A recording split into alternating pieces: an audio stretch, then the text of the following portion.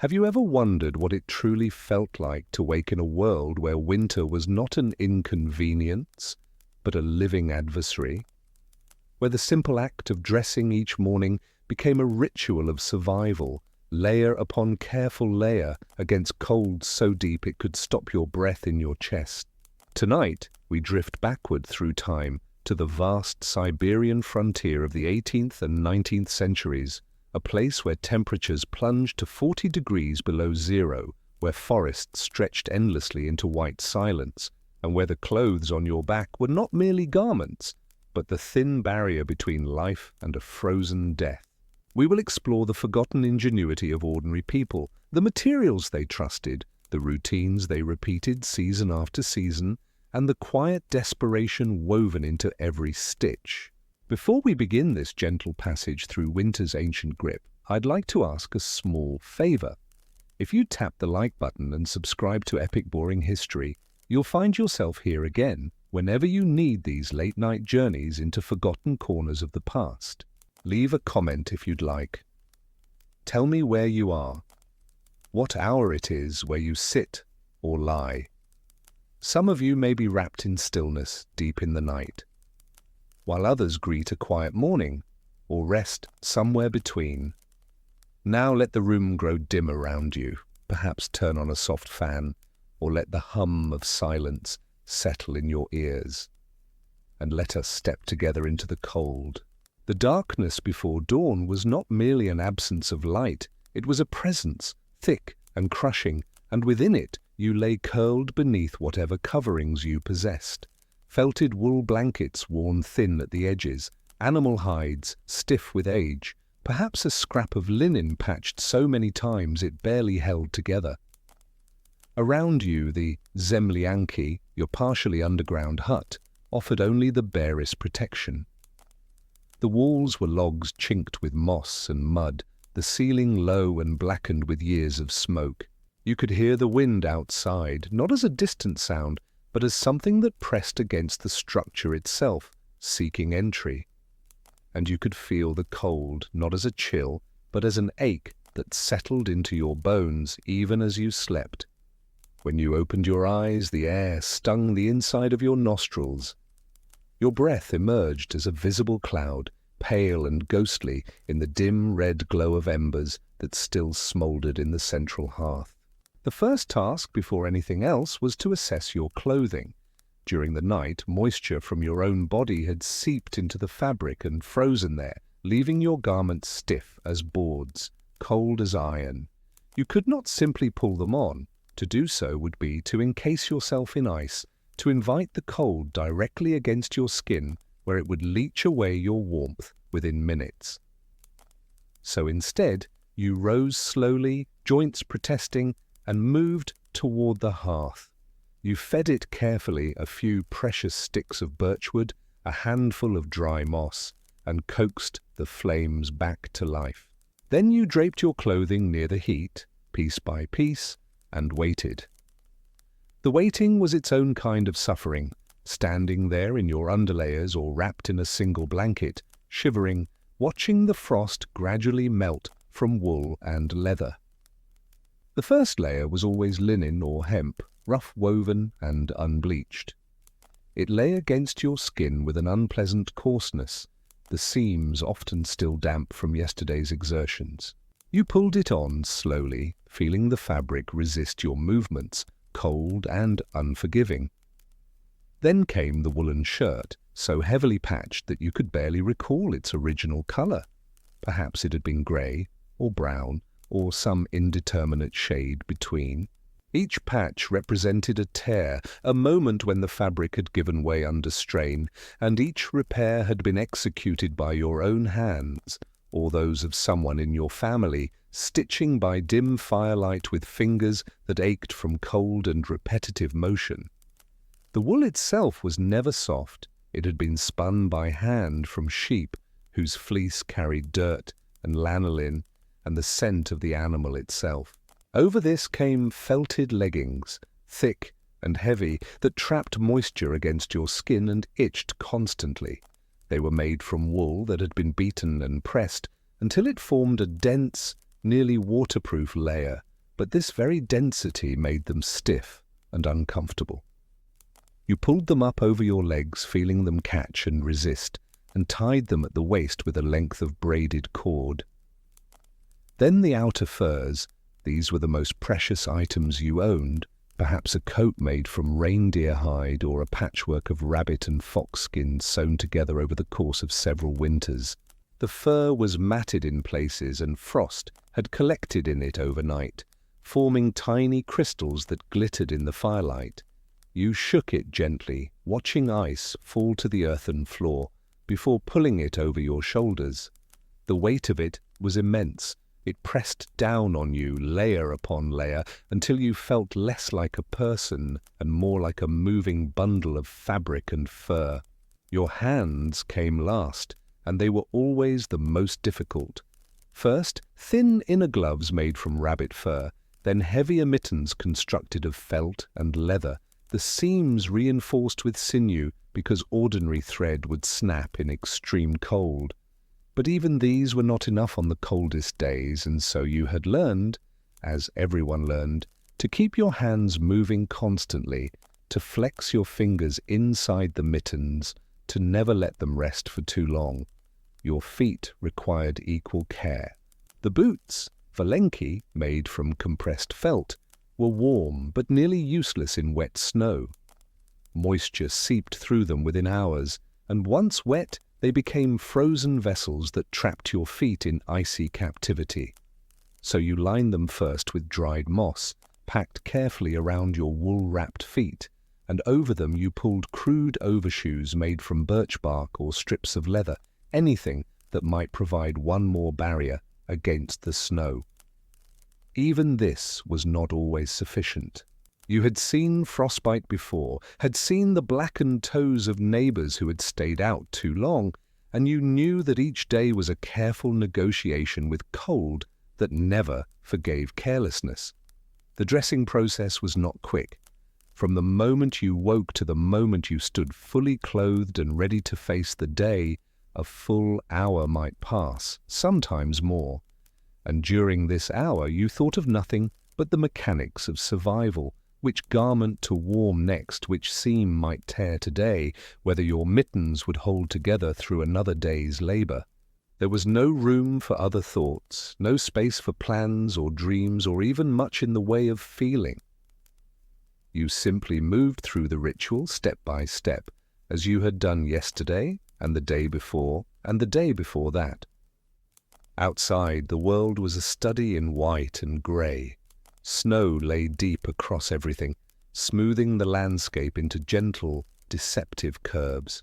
The forest beyond your settlement was a dark wall of evergreens, their branches heavy with accumulated snow, and between them the spaces were filled with a pale, diffused light that seemed to come from nowhere and everywhere at once. The cold was a physical thing, a pressure that pushed against your face and found its way through every gap in your clothing. You breathed through a cloth wrapped around your mouth and nose, because to breathe the raw air directly was to invite pain deep in your lungs, a burning sensation that could linger for hours. Your eyelashes froze together with each blink. Your eyebrows collected frost. If you had a beard, it became a mass of ice within minutes, and you learned to break the ice away periodically, a small ritual repeated throughout the day. The work began as soon as you were dressed. There was always work, wood to be split, snow to be cleared, animals to be tended if you were fortunate enough to have any. Each task wore at your clothing in its own way. Splitting wood frayed the cuffs of your sleeves as they rubbed against rough bark. Carrying loads pressed the seams of your coat, stressing them until threads broke and had to be repaired. Even walking through deep snow abraded the leather of your boots, grinding away at the material grain by grain. You moved stiffly, encumbered by layers, your range of motion limited. To bend at the waist was difficult. To reach overhead required effort. You had learned to move economically, to avoid unnecessary motions, to plan each task so that you wasted no energy in redundant movements. This was partly practical necessity and partly a kind of meditation, a way of narrowing your focus until the world contracted to the immediate and the tangible. By midday, moisture had accumulated inside your clothing. Your own sweat, trapped by the layers, had dampened the innermost fabrics, and this moisture now worked against you, drawing heat away from your skin. You knew this, had experienced it 1,000 times, but there was nothing to be done. You could not remove layers during the day without risking exposure, and so you simply endured, feeling the cold creep closer with each passing hour. Food, when it came, was eaten quickly. There was no lingering over meals, no savoring of flavors. You ate for fuel, consuming whatever was available, perhaps a porridge of barley or oats, perhaps dried fish, or a strip of tough, salted meat. The food was barely warm, cooling rapidly in the frigid air, and you swallowed it mechanically while standing near the fire. In the afternoon, if there was time, you tended to your clothing. This was not optional, it was as necessary as eating or sleeping. You sat near the hearth with your sewing kit, a scrap of leather folded around a few precious needles, a spool of thread you had spun yourself, perhaps some sinew saved from a butchered animal. You examined each garment systematically, searching for tears, loose seams, places where the fabric had worn thin. The light was poor, even with the fire, and you had to hold the fabric close to your face, squinting at the stitches. Your fingers were never quite warm enough for fine work, never quite nimble enough, and so the sewing was slow and imperfect. But it was necessary. A small tear today would become a large one tomorrow, and a large tear could mean the difference between enduring and succumbing. You patched holes with whatever material you had available. Often this meant cutting a piece from a garment already beyond repair, robbing one dead thing to sustain another. The patches were crude, the stitches uneven, but they held. That was all that mattered, that they held. You greased your boots with animal fat, working it into the leather with stiff fingers. The fat helped waterproof the material, helped keep it supple, prevented it from cracking in the extreme cold. The smell was rancid and unpleasant, but you barely noticed it anymore. It had become part of the background scent of your life, along with wood smoke and unwashed wool, and the sharp, metallic tang of winter air. Sometimes you scraped ice from your outer coat, using a dull knife to chip away the accumulated frost. Sometimes you hung garments near the ceiling, where the rising heat from the fire would dry them, watching steam rise from damp wool like ghosts departing. These small tasks filled the hours. They were repetitive, meditative in their monotony, and they occupied your hands, while your mind drifted into a kind of empty calm. As evening approached, the temperature dropped further. You could feel it happening, a gradual tightening of the air, a deepening of the cold that seemed to have no bottom. You retreated into your dwelling and began the process of preparing for night. This meant checking every seal, every gap where wind might enter. You stuffed fresh moss into cracks in the walls. You adjusted the hide that covered the doorway, making sure it overlapped properly, that no sliver of outside air could slip through. Then you shed your outer layers carefully piece by piece and hung them where they would be ready for morning. The inner layers, damp with sweat, you left on because you had nothing else to wear, and removing them would leave you too exposed to the night's cold. You lay down again in the darkness, pulling your coverings over you. Around you, you could hear the small sounds of your family or neighbors, breathing, shifting, the occasional cough or murmur. These sounds were comforting in their familiarity. They reminded you that you were not alone, that others endured the same struggles, the same quiet desperation. Sleep, when it came, was not deep. You woke frequently, disturbed by cold or discomfort, or the need to check that the fire had not died entirely. Each waking was a small crisis, a moment of assessing whether you were still safe, still warm enough, still alive. And each time, after determining that you were, you drifted back into fitful rest. This was your existence. This was what it meant to live on the Siberian frontier in winter. Not adventure, not exploration, not anything that future generations would romanticize. Simply this: waking, dressing, working, repairing, enduring. Layer after layer, day after day, a slow and grinding struggle against cold that never relented, against conditions that permitted no mistakes. Your clothing was not fashion. It was not expression or identity, except in the most basic sense. Identified you as someone who had not yet frozen to death.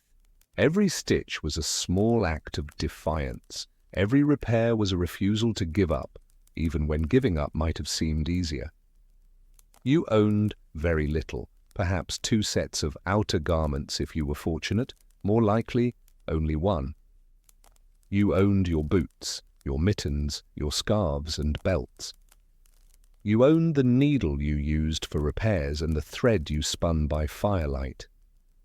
These things were your wealth, more valuable than coin, because they were what kept you breathing. The wealthy, you knew, lived differently. In the towns, merchants and officials wore coats lined with fox or mink. They had servants to help them dress, stoves that actually heated their rooms, boots made by craftsmen who knew their trade.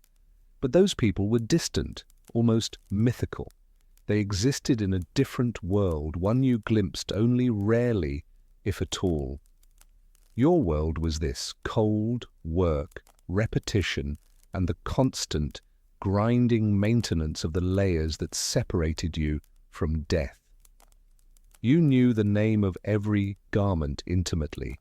The militsa, borrowed from the native Evenki people, was a hooded coat made from reindeer hide, worn with the fur facing inward for maximum warmth. When you could obtain or trade for one, it was treasured above almost anything else, because reindeer fur was hollow, each hair trapping air, creating insulation that was unmatched by any other natural material. The shuba, a full-length fur coat, was so expensive that you had never owned one.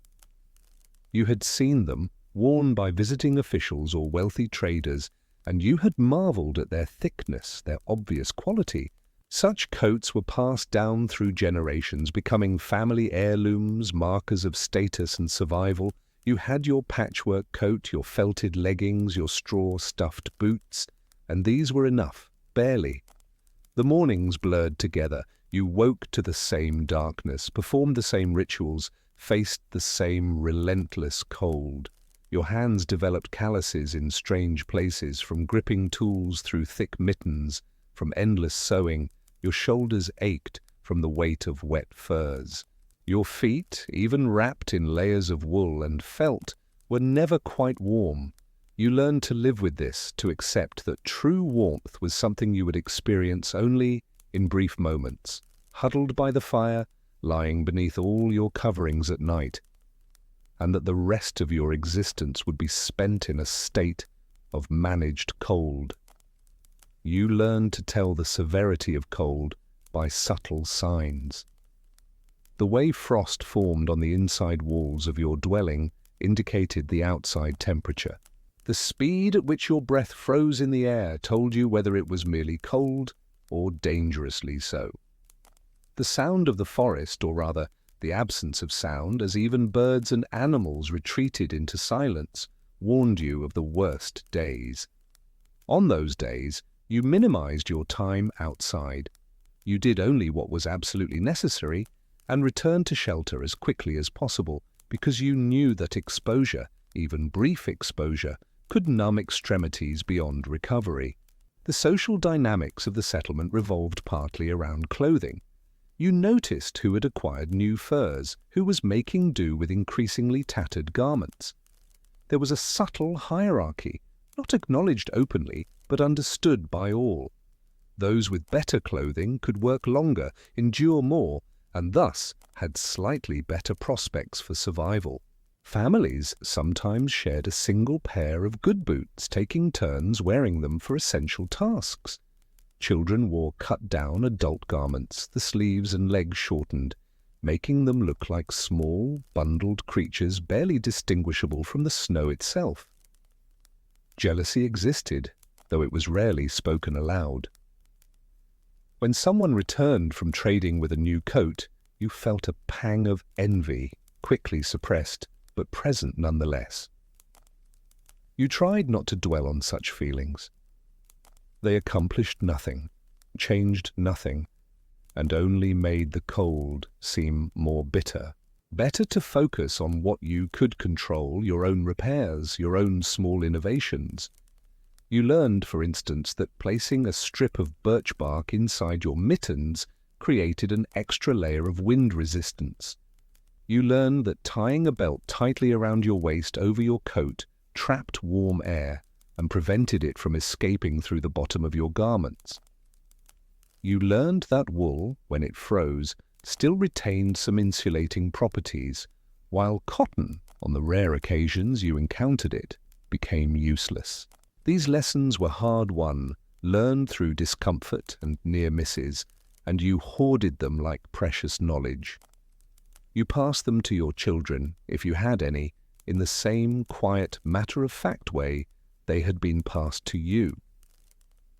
This was how survival knowledge moved through generations, not in books or formal instruction, but in demonstrated practice, in small tips shared during evening repairs, in the example of those who made it through winter and those who did not. The rhythm of your days became so ingrained that you could perform most tasks without conscious thought. Your hands knew how to stitch a seam, how to pack moss into boots, how to adjust a hood for maximum face coverage.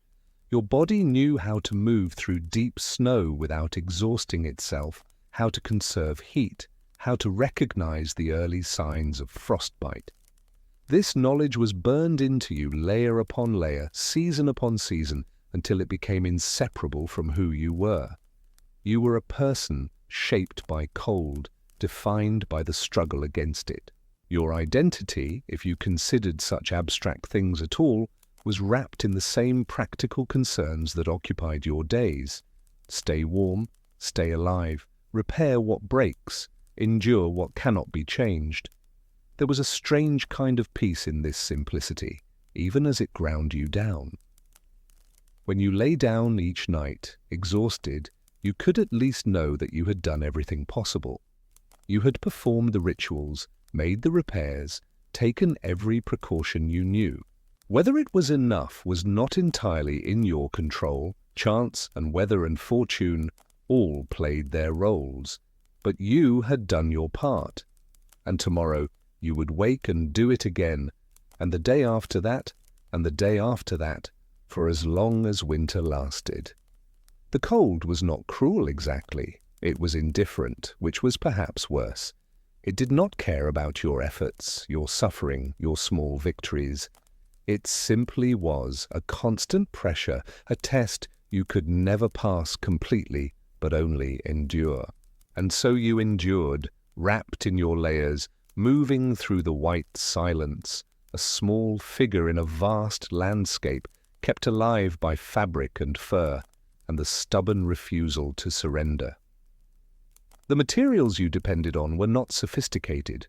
Wool came from sheep, when sheep could be kept alive through winter, sheared in spring and then carded, spun and woven by hand. The process was long and the result was imperfect. Wool thick in some places, thin in others, full of vegetable matter that had to be picked out by hand. Leather and hide came from any animal you could trap or trade for, reindeer, elk, even dogs when necessity demanded. The hides had to be scraped clean of fat and flesh, a process that took hours and left your hands raw and stinking.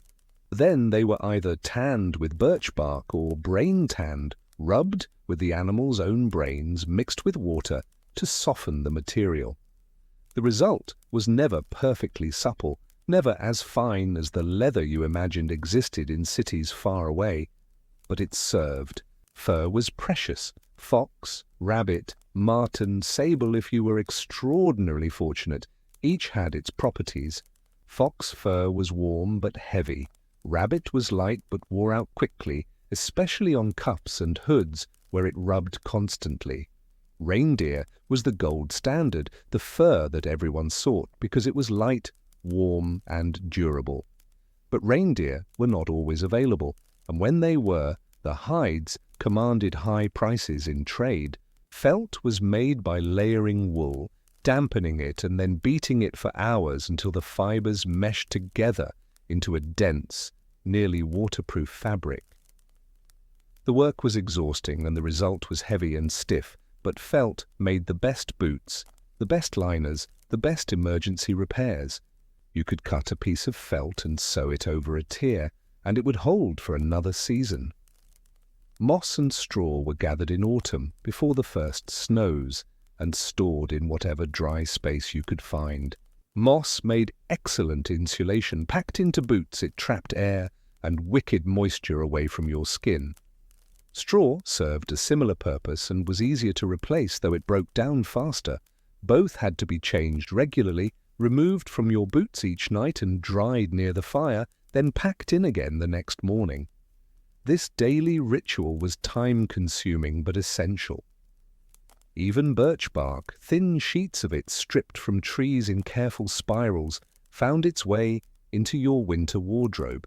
It could be layered inside boots as an emergency waterproofing or cut and shaped into crude insoles.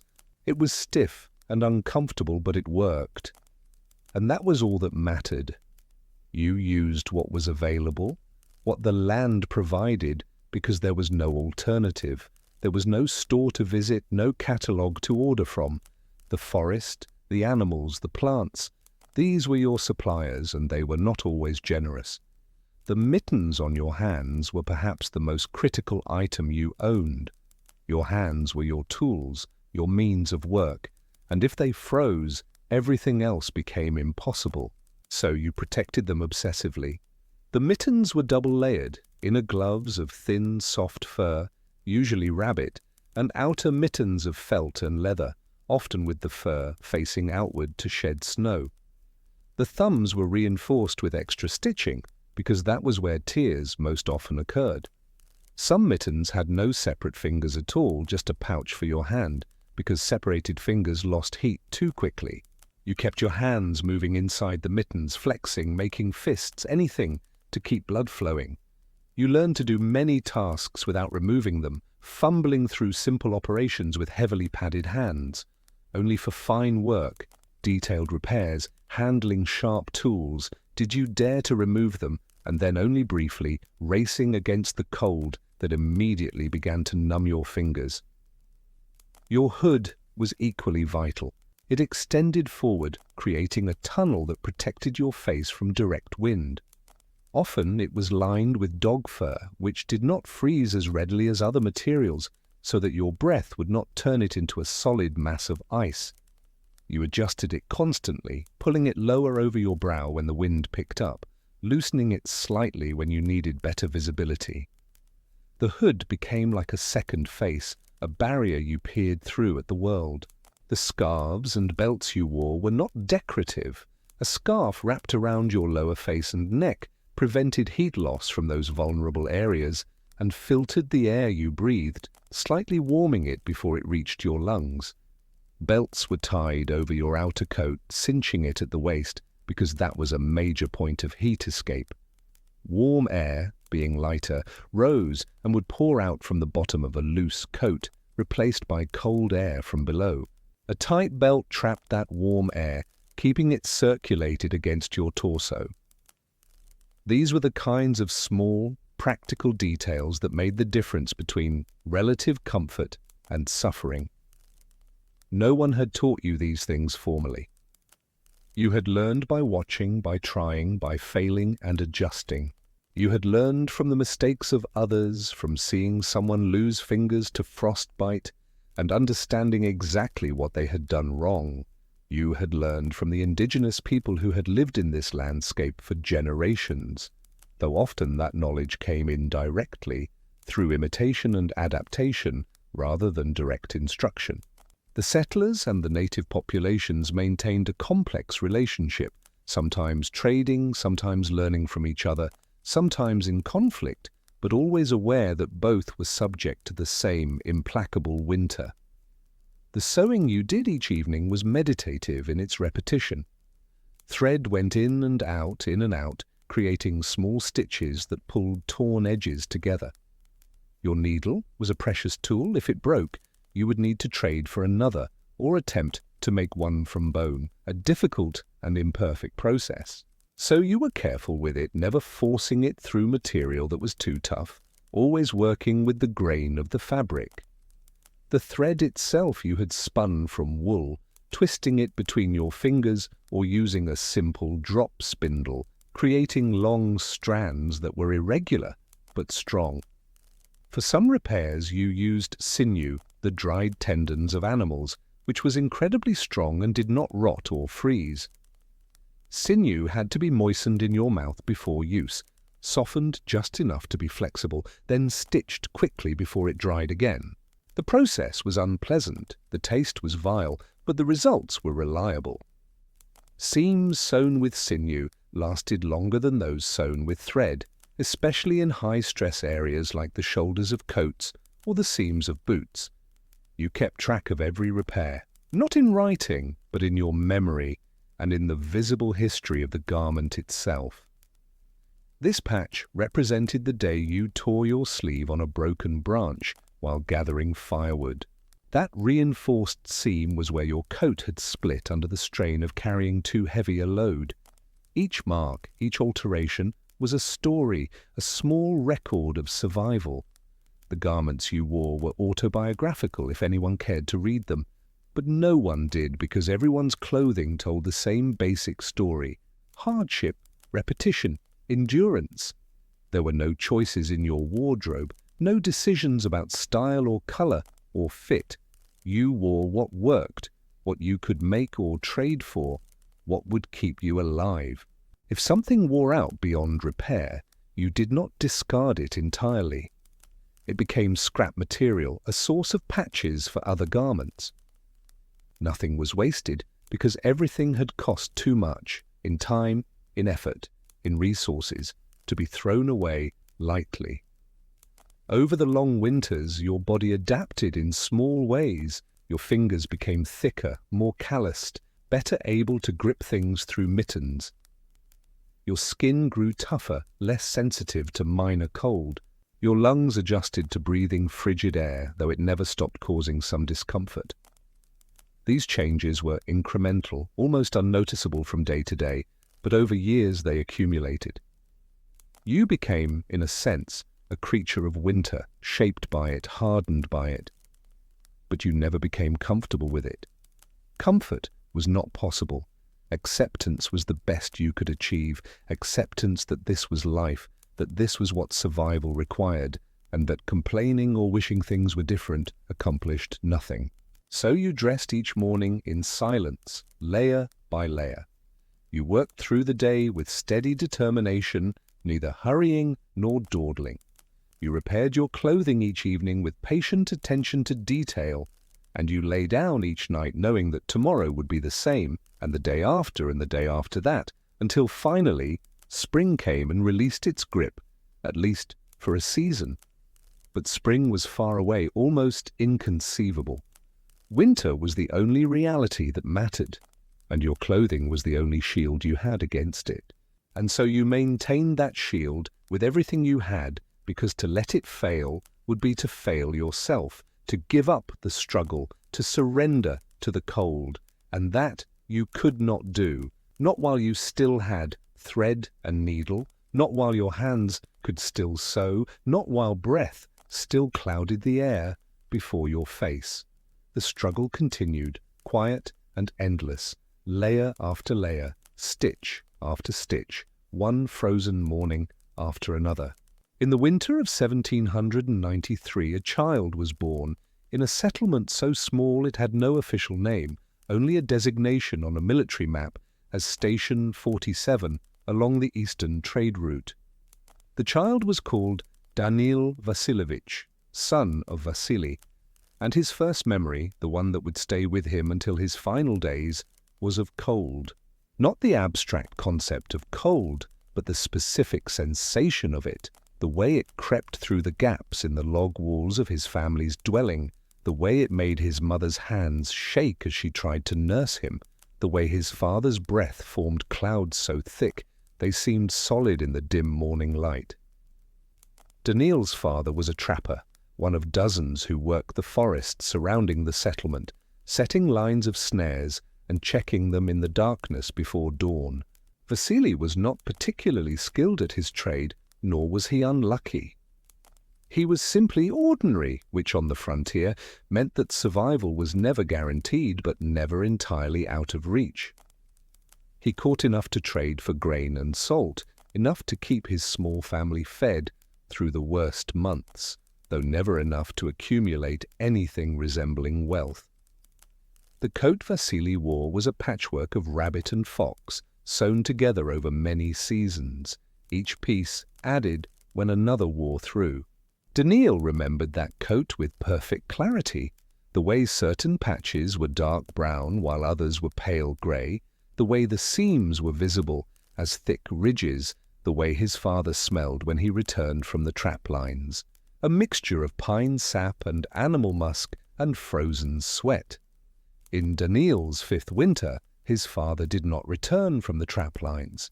A blizzard had come suddenly, as they sometimes did, transforming the forest from a known landscape into a white void where every direction looked identical.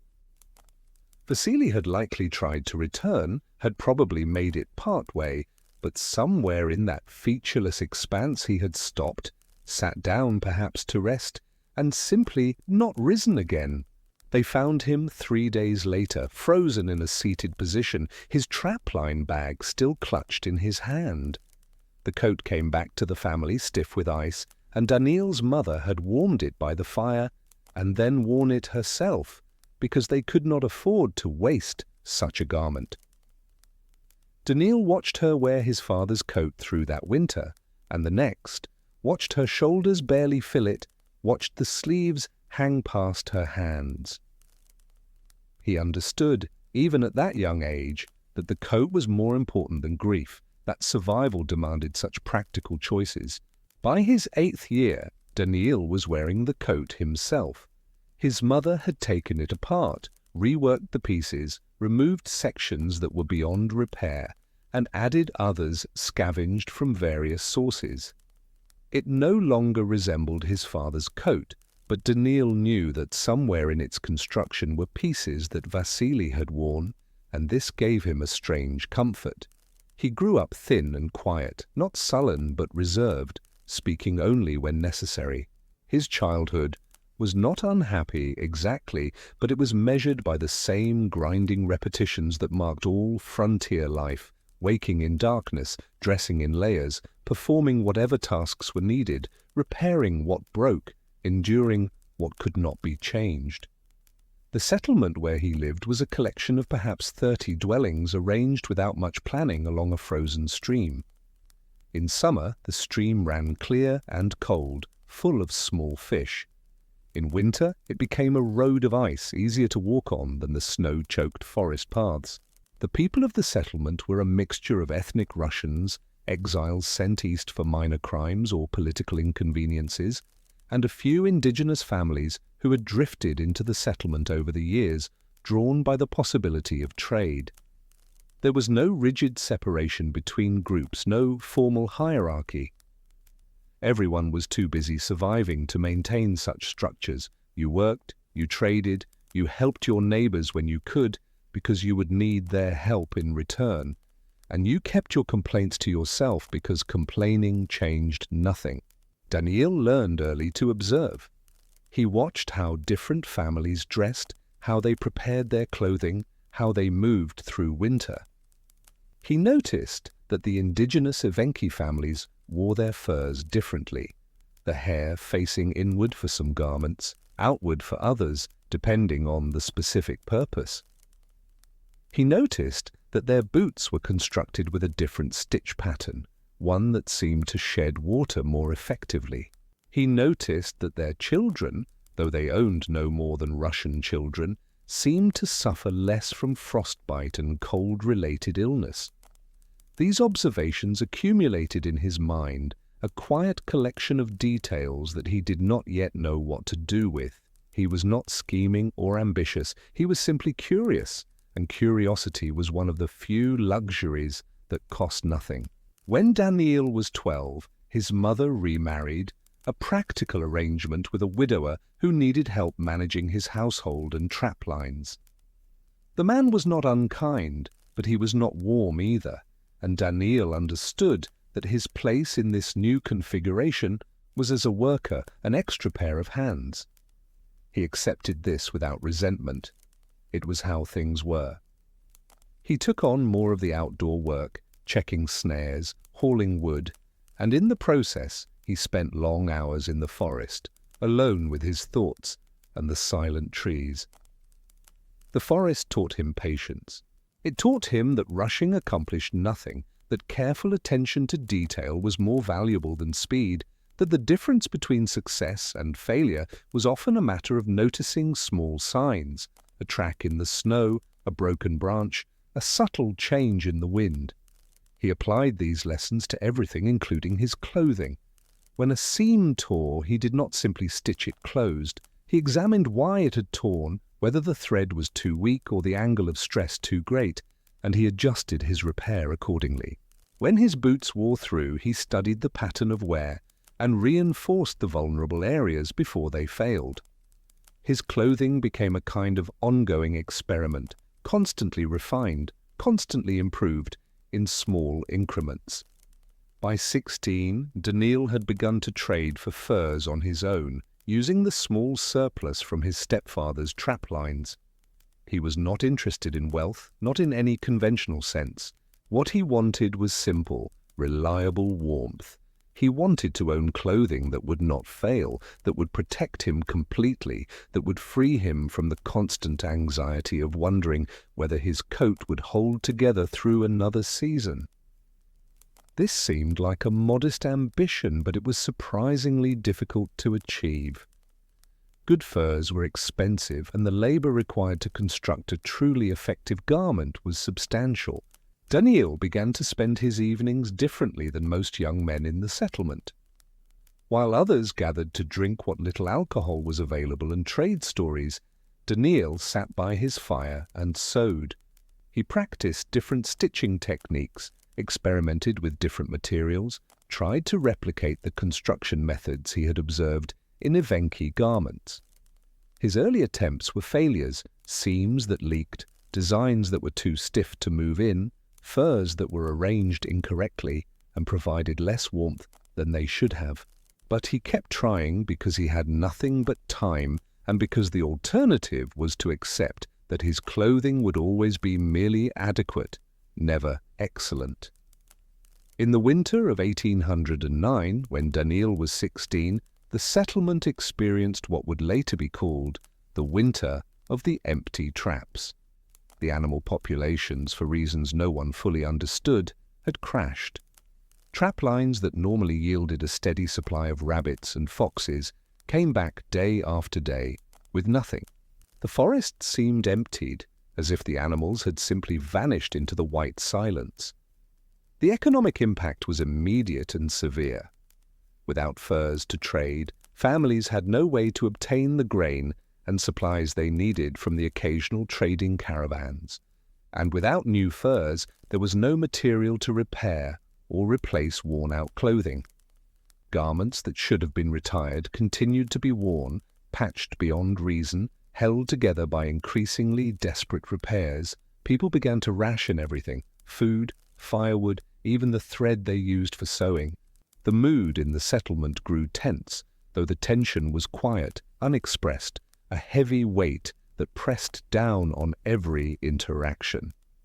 Danil saw families wearing coats so patched that the original material was barely visible. He saw children with frostbitten fingers because their mittens had worn through and there was nothing to replace them with. He saw elderly people who barely left their dwellings because their clothing was inadequate, and they knew that extended exposure could kill them. It was during this winter that Danil made a decision that would define the rest of his life. He had, through careful trading and saving, accumulated a small collection of furs, not many, but enough to make himself a truly good coat, the kind of coat he had long dreamed of owning. It would have been understandable, even expected, for him to do exactly that, to prioritize his own survival. But instead he began to give them away. Not directly, not in a way that would embarrass anyone, but by offering to repair people's clothing and incorporating his own materials into the repairs. An elderly woman whose coat had split at the shoulder seam found that when Danil returned it, he had reinforced the entire back with a section of rabbit fur that seemed to have appeared from nowhere. A young father whose mittens were beyond saving received a new pair that Danil claimed were extras he had made but didn't need.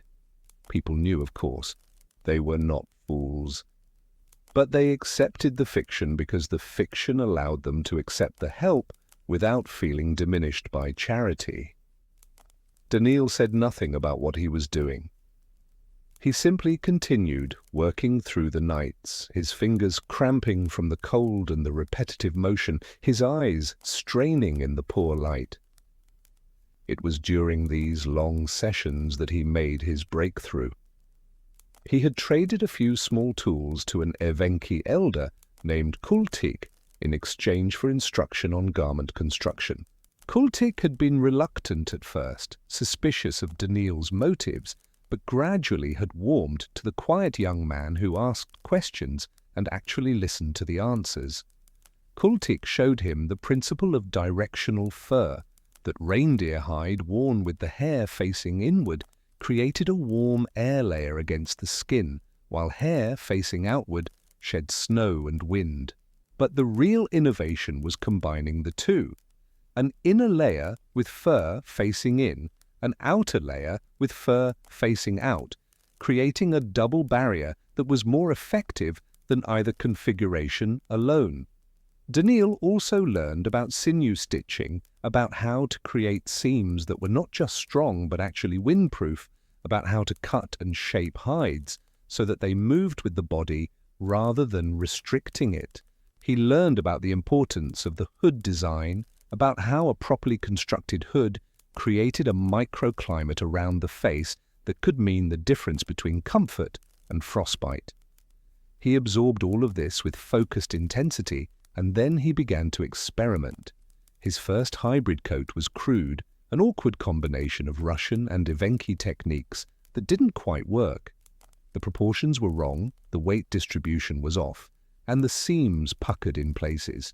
But it was warmer than anything he had worn before, noticeably warmer, and he knew he was onto something. He made adjustments, trying again and again, slowly refining the design. By midwinter, he had created something genuinely new, not purely Russian, not purely Evenki, but a hybrid that took the best elements of both traditions and combined them in a way that was more effective than either alone. He wore this coat while working, testing it against the brutal conditions.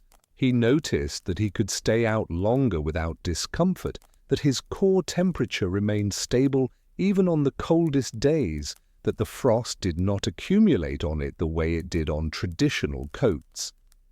And he began, very quietly, to make similar coats for others. The process was slow.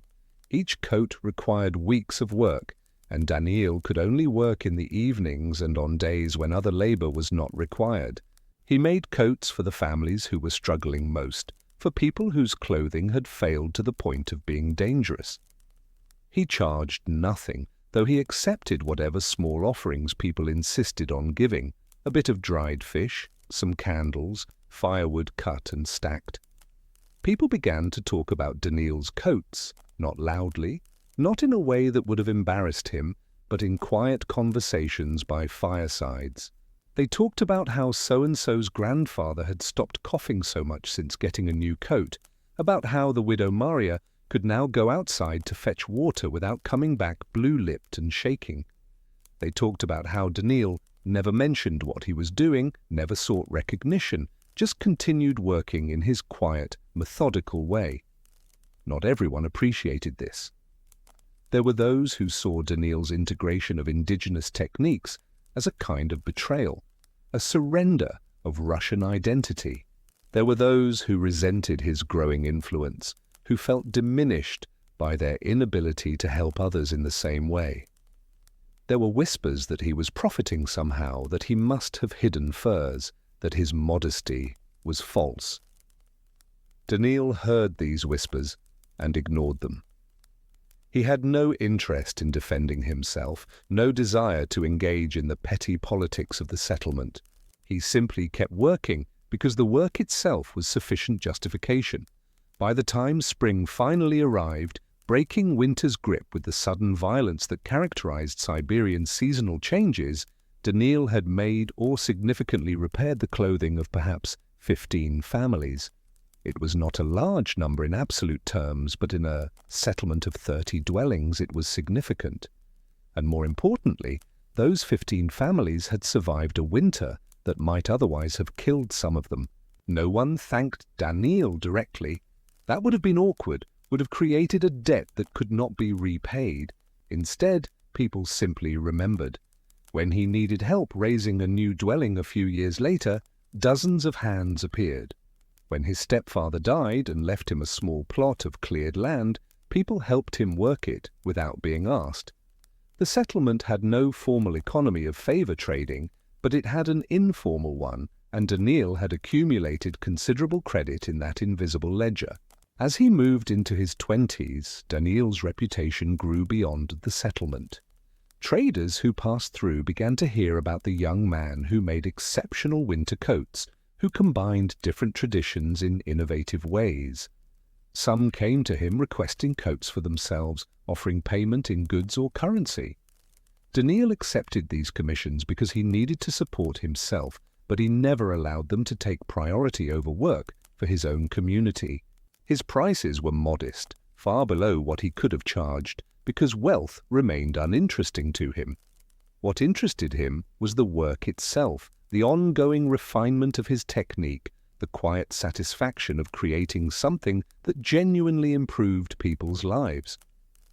By 30, he had developed a complete system of cold-weather clothing, not just coats, but coordinated layers, underlayers that wickered moisture away from skin, middle layers that trapped heat, outer layers that blocked wind and shed snow.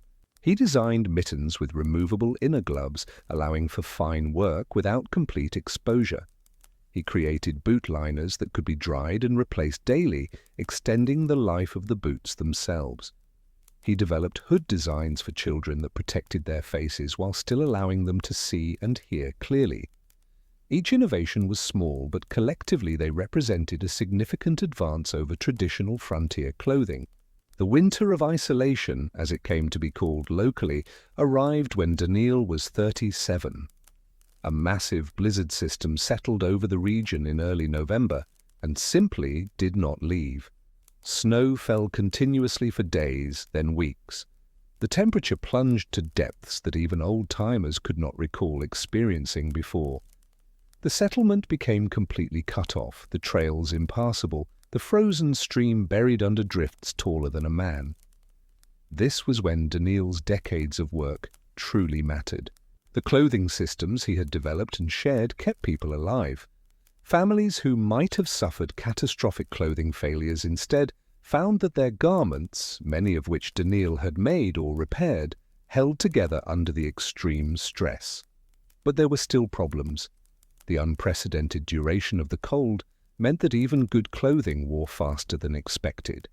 Seams, stressed by constant use, began to fail.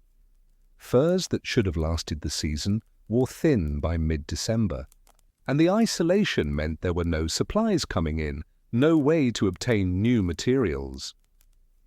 Danil found himself working 16, 18 hours a day, moving from dwelling to dwelling with his sewing kit, making emergency repairs by firelight. His fingers bled from the constant work. His eyes burned from the smoke and strain.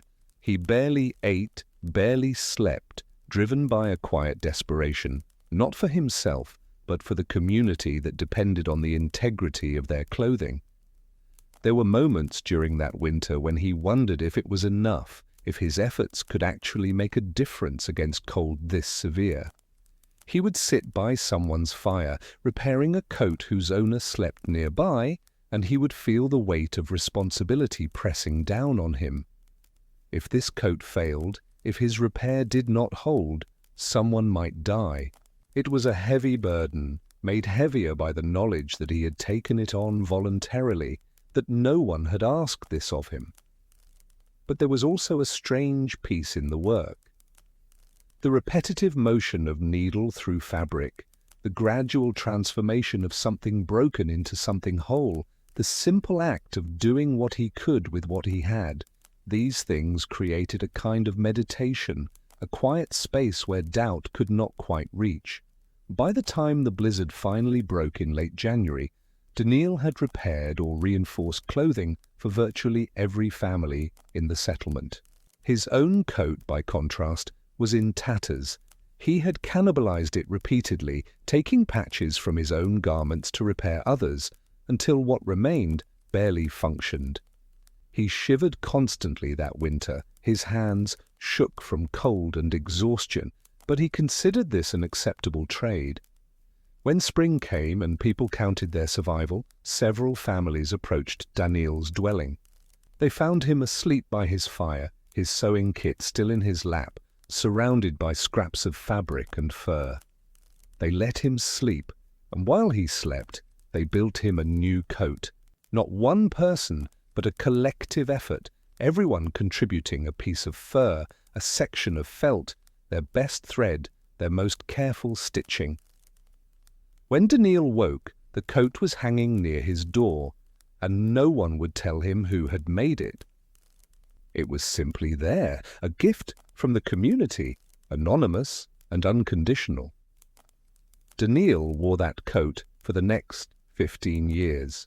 It was the finest garment he ever owned, not because of its materials, which were good, but not exceptional, but because of what it represented, the tangible expression of mutual survival, of a community that had learned to care for itself by learning to care for each other. As he aged, Danil trained others, not formally, not as a master with apprentices, but simply by allowing people to watch him work, by answering questions when asked, by sharing techniques freely. He was particularly patient with young people, understanding that the knowledge he had accumulated would die with him unless it was passed on. He showed them not just how to make repairs, but how to think about clothing as a system, how to anticipate problems before they became critical, how to innovate rather than simply replicate. By his 50s, Danil's hands had become twisted with arthritis, the decades of fine work having taken their toll on his joints. His eyesight had dimmed, making detailed work difficult. He could no longer produce the precise stitching that had characterized his best work, but he continued to advise, to teach, to share what he knew with anyone who asked. He became a kind of living repository of knowledge, sought out by people from neighboring settlements who had heard of his expertise. Danil died in his 62nd year, during a mild winter, sitting by his fire with a half-finished repair in his lap. He simply closed his eyes and did not open them again. It was a gentle death, as deaths go on the frontier, unmarked by violence or prolonged suffering. The settlement buried him in the small cemetery on the hill, and people left small offerings on his grave, scraps of fur, needles, thread, the tools of his trade. His name was not recorded in any official history. No government honored him, no chronicle mentioned his contributions. But in the settlement and the surrounding region, his name was remembered, passed down through generations not as a legend, but as a fact. Danil Vasilovich, who made coats, who saved lives, who showed that survival was not just about enduring, but about helping others endure. His hybrid coat design continued to be made long after his death, gradually spreading through the region, becoming so common that people forgot it had ever been innovative. It simply became the way coats were made, the standard against which all others were measured. And in that forgetting was a kind of perfect success. The work had become so integrated, so natural, that it no longer needed to be attributed to anyone. It was just how things were done, passed from hand to hand, generation to generation, a quiet legacy of warmth in a cold world. Danil's life had not been dramatic. He had not conquered territory or accumulated wealth or achieved fame beyond his small corner of the world. But he had done something perhaps more meaningful. He had seen a problem, devoted himself to solving it, and in the process had made life measurably better for the people around him. His ambition had been modest, to stay warm, to help others stay warm, to make it through winter one more time. And in pursuing that modest ambition with patient dedication over decades, he had achieved something that all the wealth and fame in the world could not match. He had mattered deeply and permanently to the lives of ordinary people struggling against impossible odds. The coat, hanging in the small museum of frontier life in the region, if you could find it, would look unremarkable to modern eyes. It is patched and worn, the fur matted in places, the seams visible as thick ridges. But if you looked closely, if you understood what you were seeing, you would notice the precise angle of the stitches, the innovative layering of materials, the careful reinforcement of stress points. You would see, preserved in fabric and fur, the accumulated wisdom of a lifetime spent in quiet service to survival. And you would understand that this coat, and the thousands like it that were made by people Danil taught or inspired, represented something essential about human adaptation, not the grand gestures or dramatic innovations, but the patient, incremental improvements made by ordinary people doing their best with what they had. As the decades passed and the settlement grew into a small town, and the town eventually connected to the wider world through roads and telegraph lines, the conditions that had shaped Danil's life gradually changed. Manufactured clothing became available, shipped in from distant factories. Winter, while still harsh, became less immediately life-threatening as technology advanced and infrastructure improved. The specific skills Danil had developed became less essential, relegated eventually to historical curiosity. But the principle remained that survival in harsh conditions required not just toughness, but thoughtfulness, not just endurance, but innovation, not just individual strength, but community cooperation. Danil had embodied these principles without ever articulating them, had lived them so thoroughly that they became inseparable from his identity. And in doing so, he had left a mark far deeper than fame, far more lasting than wealth, a mark written in the lives saved, the cold endured, the mornings faced with adequate clothing and therefore adequate hope. His story, told here in quiet tones as you drift towards sleep, is not meant to inspire dramatic action or grand ambitions. It is meant simply to remind you that significance often lies in small acts repeated patiently over time, that the most profound human achievements are sometimes the ones no one writes about, and that in the end, the measure of a life well lived might simply be whether others were warmer because you existed. Let his memory rest gently in your mind as we move forward into other explorations, other quiet corners of history where ordinary people did extraordinary things simply by refusing to give up, by learning from those around them, and by caring enough to share what they learned with anyone who needed it. In the archives of a regional museum in eastern Siberia, there exists a collection that few people ever see. It consists of perhaps 24 garments recovered over the past century from various archaeological sites, abandoned settlements, collapsed dwellings, burial sites that erosion or construction accidentally exposed.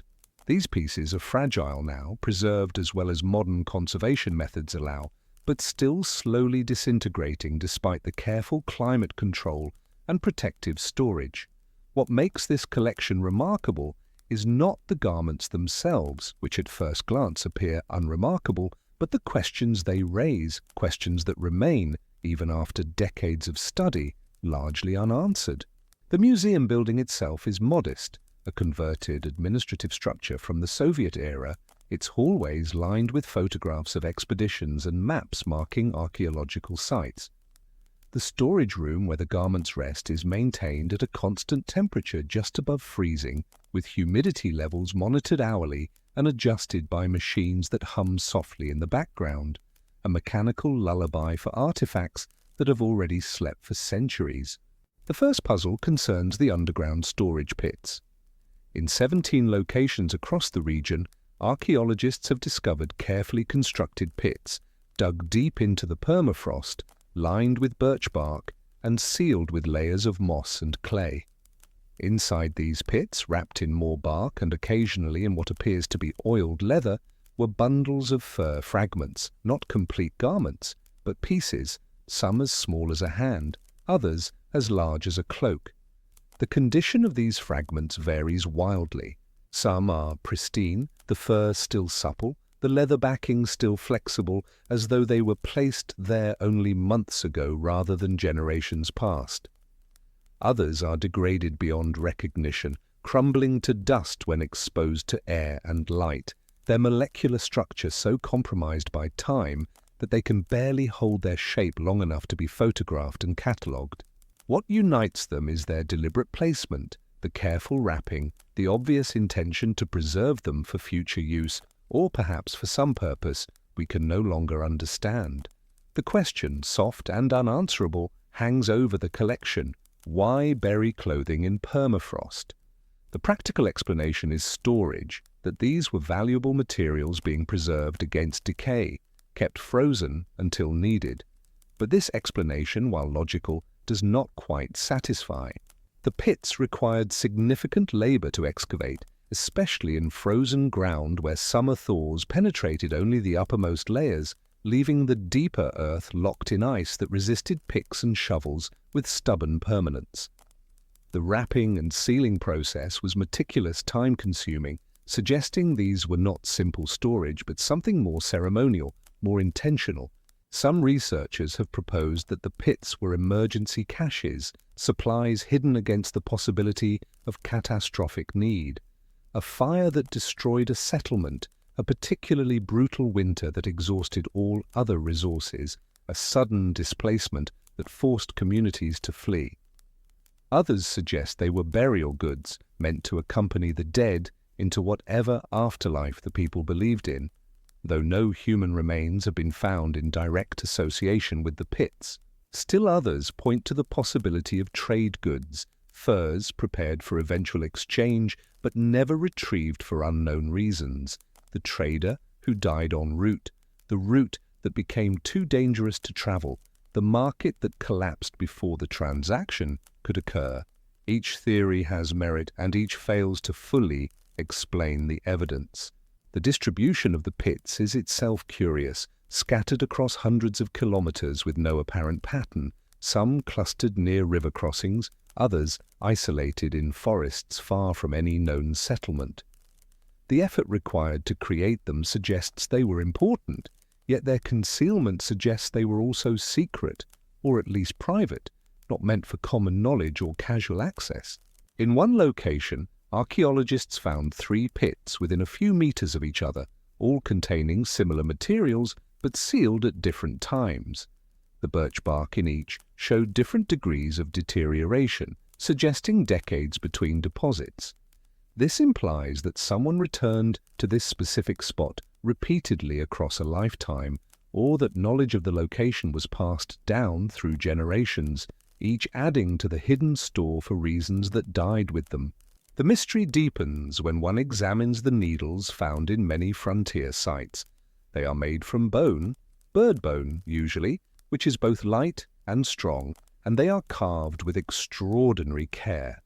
The eyes are perfectly round, drilled with a precision that seems impossible given the tools available, each one so smooth and regular that it suggests hours of patient work, rotating a thin drill bit carved from harder bone or perhaps stone, gradually enlarging the hole while keeping it perfectly circular. But more intriguing are the decorations. Many needles bear spiral patterns carved into their surfaces, tiny grooves that wind from the point to the eye in regular intervals. These spirals serve no obvious practical function. They do not improve the needle's performance, do not make it easier to grip or to thread, and in fact might slightly weaken the needle by creating stress points in the bone. Yet they appear again and again across different sites, across different time periods, consistent enough to suggest they were meaningful, but varied enough to suggest they were not mass-produced. Some needles have dot patterns instead of spirals, small circular indentations arranged in rows or clusters, their spacing precise as though measured against some invisible grid. Some have cross-hatching, some have lines that radiate from the eye, like a sun. The variety is fascinating, but so is the underlying consistency. Almost every needle found in a frontier settlement context bears some kind of decoration, ranging from simple scratched lines to elaborate geometric patterns that must have taken days to complete. Modern needles, by contrast, are purely functional, unmarked, anonymous, manufactured by the thousands with no thought given to individual identity or aesthetic consideration. The decorated needles suggest that sewing, or perhaps the tools of sewing, carried significance beyond mere utility. Were the spirals protective symbols meant to ward off bad luck or invoke good fortune for the person using them or for the garments they created? Were they markers of ownership, identifying which needle belonged to which person in a communal living situation where personal property might be limited and tools were precious enough to track carefully? Were they simply artistic expression, the small pleasure of making something beautiful in a world that was often harsh and utilitarian, where opportunities for creativity were constrained by the demands of survival? We cannot know. The people who carved these needles left no written records explaining their choices, and the oral traditions that might have preserved the knowledge have long since faded, disrupted by population movements, cultural changes, the arrival of new belief systems that displaced older ones, and the simple erosion of memory across generations. What remains are the objects themselves, beautiful and enigmatic, whispering across centuries in a language we can no longer quite understand, their surfaces worn smooth by hands we will never know, their purposes partially visible but never fully revealed. Some needles show clear signs of long use, the bone polished by friction, the points worn blunt and resharpened multiple times, creating a slight curve to the shaft that speaks of years of threading and pulling through tough materials. These were valued possessions kept and maintained across lifetimes, perhaps passed from parent to child, each generation adding their own microscopic contribution to the patina of use. Other needles appear nearly unused, their decorations still crisp and sharp, suggesting they were special objects, kept for particular purposes or perhaps never actually employed for sewing, but held for symbolic reasons we cannot access. Another oddity appears in the fabric analysis of recovered garments. Modern microscopy and chemical testing have revealed that many pieces contain layers of soot and grease embedded deep within the fibers, not on the surface, where one would expect from normal wear, but integrated throughout the material. This suggests the fabrics were deliberately treated, repeatedly exposed to smoke and fat in a systematic way, hung above fires for extended periods, or laid out and rubbed with rendered fat until the material was saturated. The practical benefits of such treatment are clear enough. Smoke contains compounds that repel insects and inhibit mold, extending the life of organic materials that would otherwise become food for beetles or substrate for fungal growth in the damp conditions that could occur during brief summer thaws. Grease waterproofs fabric and keeps leather supple, preventing the brittleness that extreme cold can induce in untreated materials. But the degree of impregnation found in these garments goes beyond what would result from incidental exposure or simple maintenance performed occasionally as needed. These textiles were soaked repeatedly in smoke and fat until they became almost rigid with it, their fibers swollen and darkened, their original colors obscured beneath layers of treatment that transformed their very nature. The process would have been deliberate, time-consuming, requiring fires maintained at specific temperatures for hours or days, fat carefully collected and melted and applied in multiple sessions, and would have given the garments a strong, distinctive smell, not unpleasant necessarily, but pronounced, a mixture of wood smoke and rendered animal fat that would have clung to the wearer and announced their presence before they came into view. This smell would have been intimate and constant, a personal atmosphere that followed each person through their days, as distinctive as appearance or voice. Was this purely practical, a preservation technique that also happened to improve the garment's weather resistance to levels necessary for surviving extended periods in extreme conditions? Or was there a symbolic component, a belief that smoke carried protective properties beyond its chemical effects, that fat held some essential quality that transferred to the fabric and by extension to the person wearing it? In several indigenous Siberian traditions, smoke was considered purifying, capable of driving away evil spirits or bad luck, its upward movement seen as carrying prayers or intentions toward the sky, toward the realm of powerful forces that governed fortune.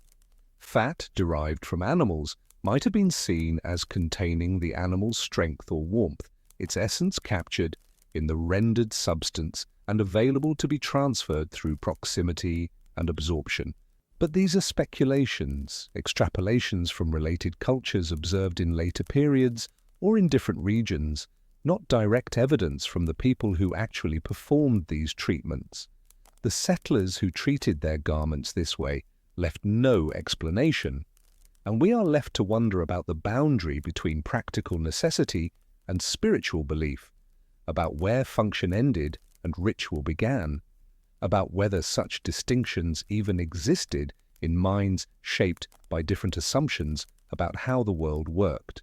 The chemical signatures in the treated fabrics show interesting variations. Some were exposed primarily to birch smoke, others to pine, others to a mixture that might indicate different seasons or availability of wood types. The fats similarly vary, some clearly from seal or other marine mammals, others from land animals like reindeer or elk, suggesting either regional differences based on available resources or perhaps deliberate choices based on believed properties of different animal fats. Perhaps the most mysterious finds are the oversized mittens. In 3 separate excavations, archaeologists have recovered mittens that are, by any reasonable standard, too large to be functional.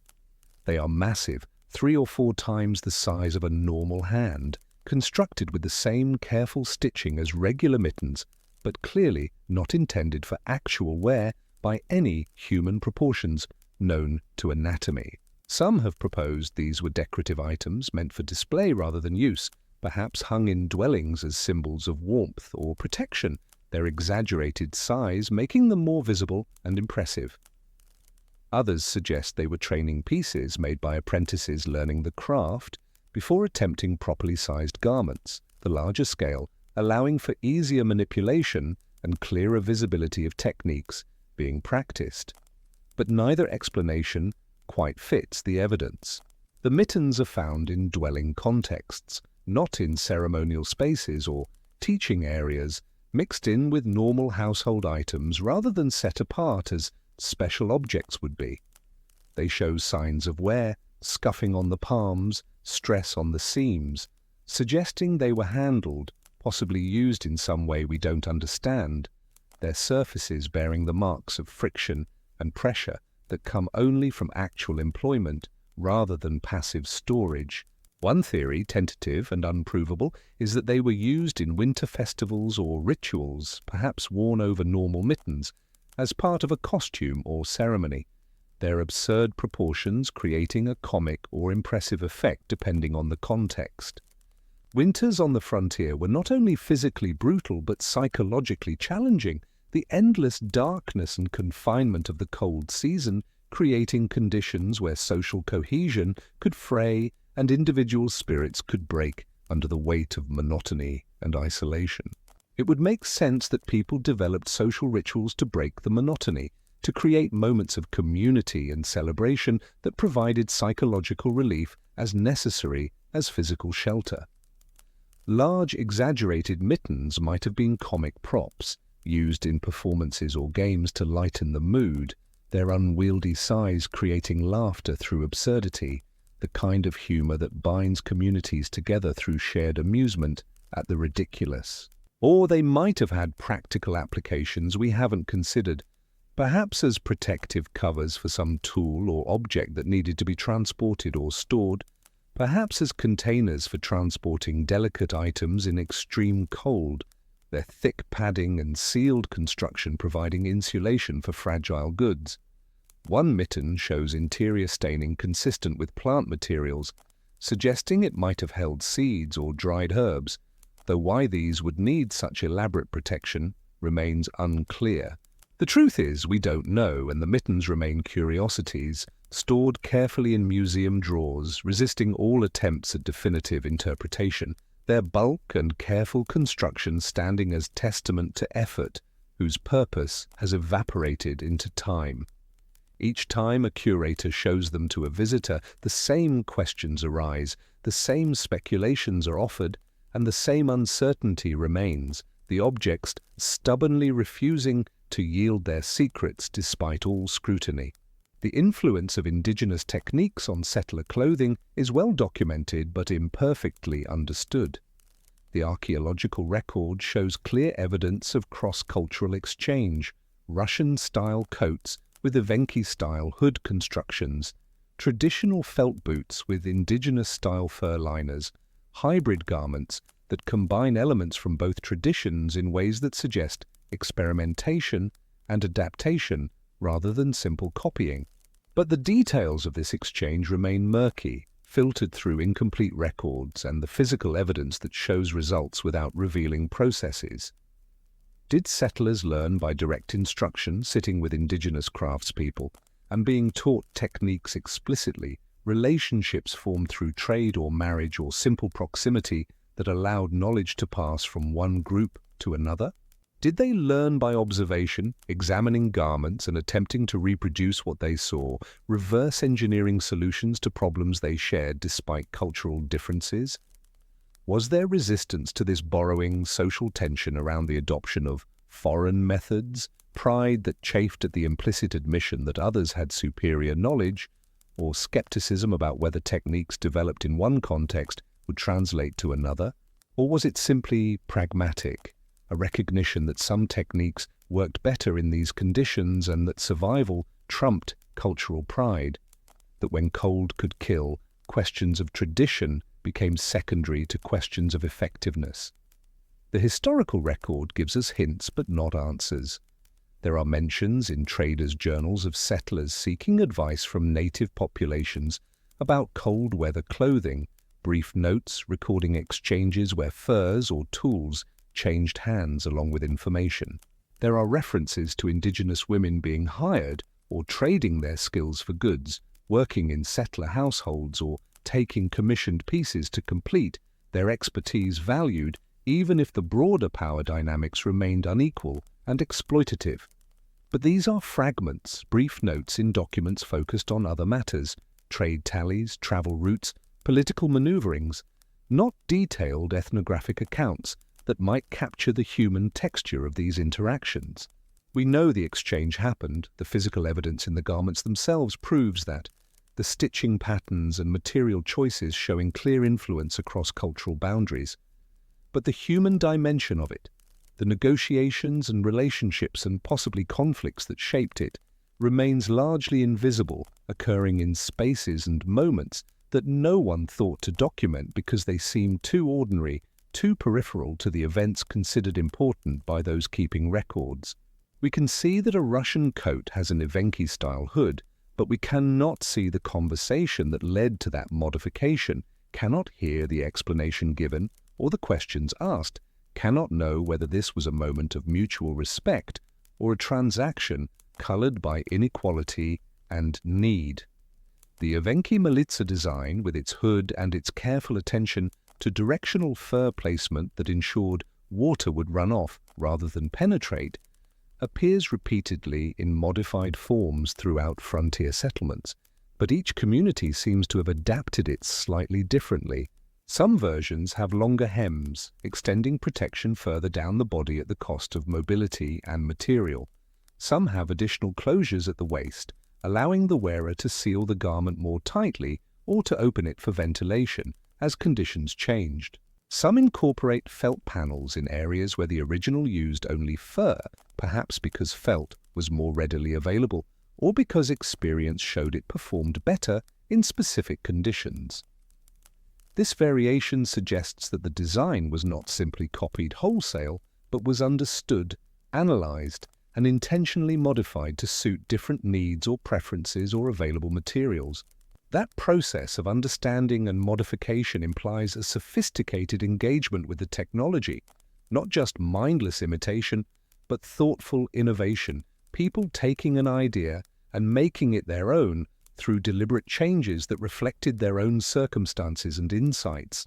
It suggests that at least some settlers approached indigenous knowledge with respect, recognizing expertise when they encountered it and seeking to learn genuinely rather than to exploit, seeing these techniques as valuable knowledge rather than inferior alternatives to be dismissed or appropriated without acknowledgement. But again, we are reading between the lines, inferring relationships from objects, trying to reconstruct human dynamics from stitching patterns and material choices, building castles of interpretation on foundations of physical evidence that cannot speak directly to questions of motivation and meaning. The garments themselves are silent on the social contexts of their creation, neutral witnesses that show what was done but not why or by whom, or with what thoughts and feelings accompanying the work. The archaeological technique called wind sealing is perhaps the most debated mystery in the collection. In approximately 40% of recovered garments, researchers have identified a distinctive seam construction that appears nowhere in contemporary Russian or indigenous traditions as they are currently understood, either a local innovation or a technique whose origins have been lost in both source cultures. The seams are cross-stitched in a way that creates overlapping layers of thread, forming a kind of interlocking barrier that increases material density at the join. When examined under magnification, the structure resembles scales or roof shingles, each section of thread overlapping the previous one in a pattern that repeats with remarkable consistency across the length of the seam. The theoretical benefit of such construction would be exceptional wind resistance. Air attempting to penetrate the seam would be deflected by the overlapping layers, unable to find a straight path through the fabric, forced to navigate a maze of obstacles that would slow and eventually stop its progress. But creating these seams requires extraordinary time and precision. Each stitch must be placed exactly following a complex pattern that requires complete attention to maintain the thread entering and exiting at specific angles relative to previous stitches. The tension must be perfectly consistent throughout, tight enough to create the overlapping effect, but not so tight as to pucker the fabric or create stress points that might tear. And the thread must be of uniform thickness throughout, requiring careful preparation and selection, since any variation would disrupt the regularity needed for the technique to function properly. A single seam in a coat might take 10 or 12 hours to complete, compared to 2 or 3 hours for a standard seam using simpler techniques that would provide adequate, if not exceptional, protection. The question is whether this technique actually provided meaningful benefits, or whether it was based on mistaken beliefs about how wind and cold penetrate clothing, an elaborate solution to a misunderstood problem.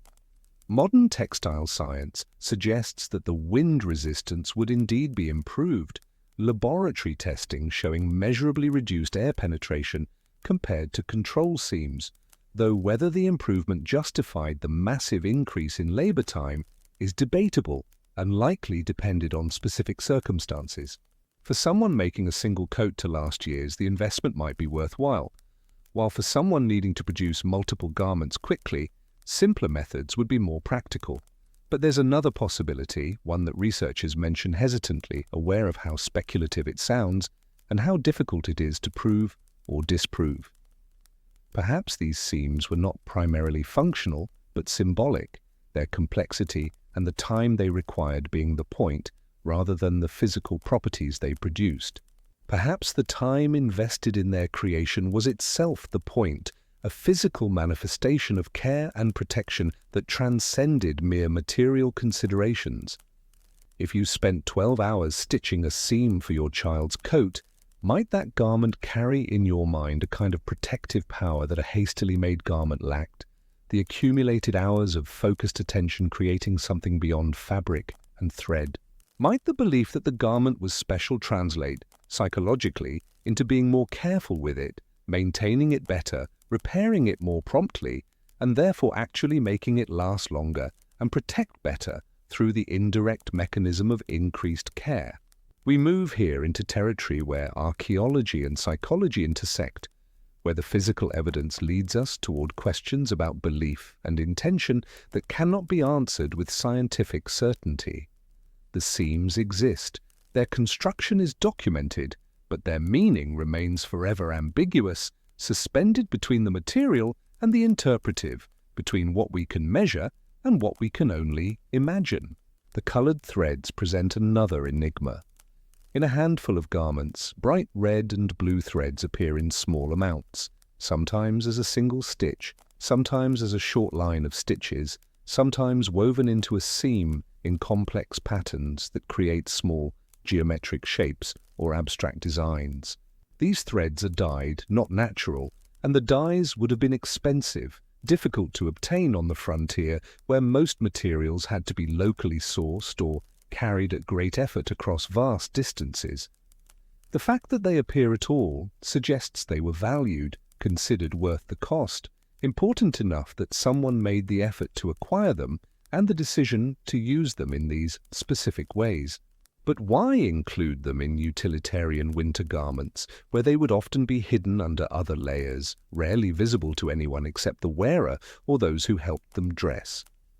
The patterns they form do not seem to be decorative in the usual sense. They are too small, too irregularly placed, not situated where they would catch the eye or contribute to an overall aesthetic effect. Some researchers have proposed they marked repairs, a way of tracking which seams had been reinforced or replaced, a visual record of the garment's history built into its structure. Others suggest they indicated ownership or family affiliation, like a kind of subtle signature woven into the fabric, visible to those who knew to look but not obvious to casual observers. Still others see ritual significance, colors chosen for symbolic meaning, red for warmth or blood or life, blue for sky or water or protection, each color carrying associations that gave the thread meaning beyond its physical properties. Indigenous Siberian cultures did use colors symbolically in their crafts, with each hue carrying layered meanings related to cosmology and belief systems, the visible spectrum mapped onto spiritual categories in ways that made color choices significant acts rather than merely aesthetic ones. If settlers borrowed these symbolic associations along with practical techniques, the colored threads might represent an attempt to invoke protection or blessing through the garment itself, to embed within its structure not just material durability, but spiritual fortification, the color becoming a carrier of intention, a physical marker of hope or prayer, woven permanently into fabric that would rest against skin and travel through dangerous cold. But as with so much else, this remains speculation. The threads are there, their presence undeniable, small bright lines visible against the darker materials surrounding them, but their meaning has dissolved into time, leaving only the physical trace and our endless wondering. Chemical analysis can tell us what plants created the dyes, can trace possible trade routes or sources, but it cannot tell us what the person who placed those stitches was thinking, what significance the color held for them, whether this was ritual or repair or simple aesthetic pleasure in adding a spot of brightness to a dark world. There are documented rituals around garments, though the documentation is frustratingly sparse. A missionary's journal from the early 1800s mentions, almost in passing, a blessing ceremony held at the onset of winter, where families brought newly made or repaired coats to be blessed by the village elder, gathering in the largest dwelling available while the first serious cold descended outside. The entry is brief, just a few sentences embedded in a longer account of the missionary's travels and attempts at conversion, and his tone is dismissive. He clearly considered this a pagan superstition unworthy of serious attention, barely worth recording except as evidence of the spiritual darkness he saw himself combating. But he does note that the elder spoke words over each garment and touched them with a burning brand from the communal fire, leaving small scorch marks on the fabric, the smoke rising in thin streams that dissipated against the ceiling. Were these scorch marks protective symbols, physical marks of blessing meant to imbue the garment with spiritual protection, connecting it to the fire that represented warmth and life and the community's collective survival? Several preserved garments do show small, deliberate burn marks, circular and clean-edged, not the kind of damage that would result from accidental contact with flame, their placement too consistent and careful to be random. The marks are usually on the inside of the collar or near the heart, places where they would rest against the wearer's body but would not be visible to others, suggesting their significance was personal and internal rather than social and displayed. These hidden marks speak to beliefs about how protection worked, whether it operated through visible signs meant to impress others or through invisible connections between object and wearer, power that functioned regardless of external observation. Another fragmentary account, this one from a trader's memoirs published decades after his experiences and therefore potentially colored by time and selective memory, describes seeing children's boots hung near smoke holes at the beginning of winter.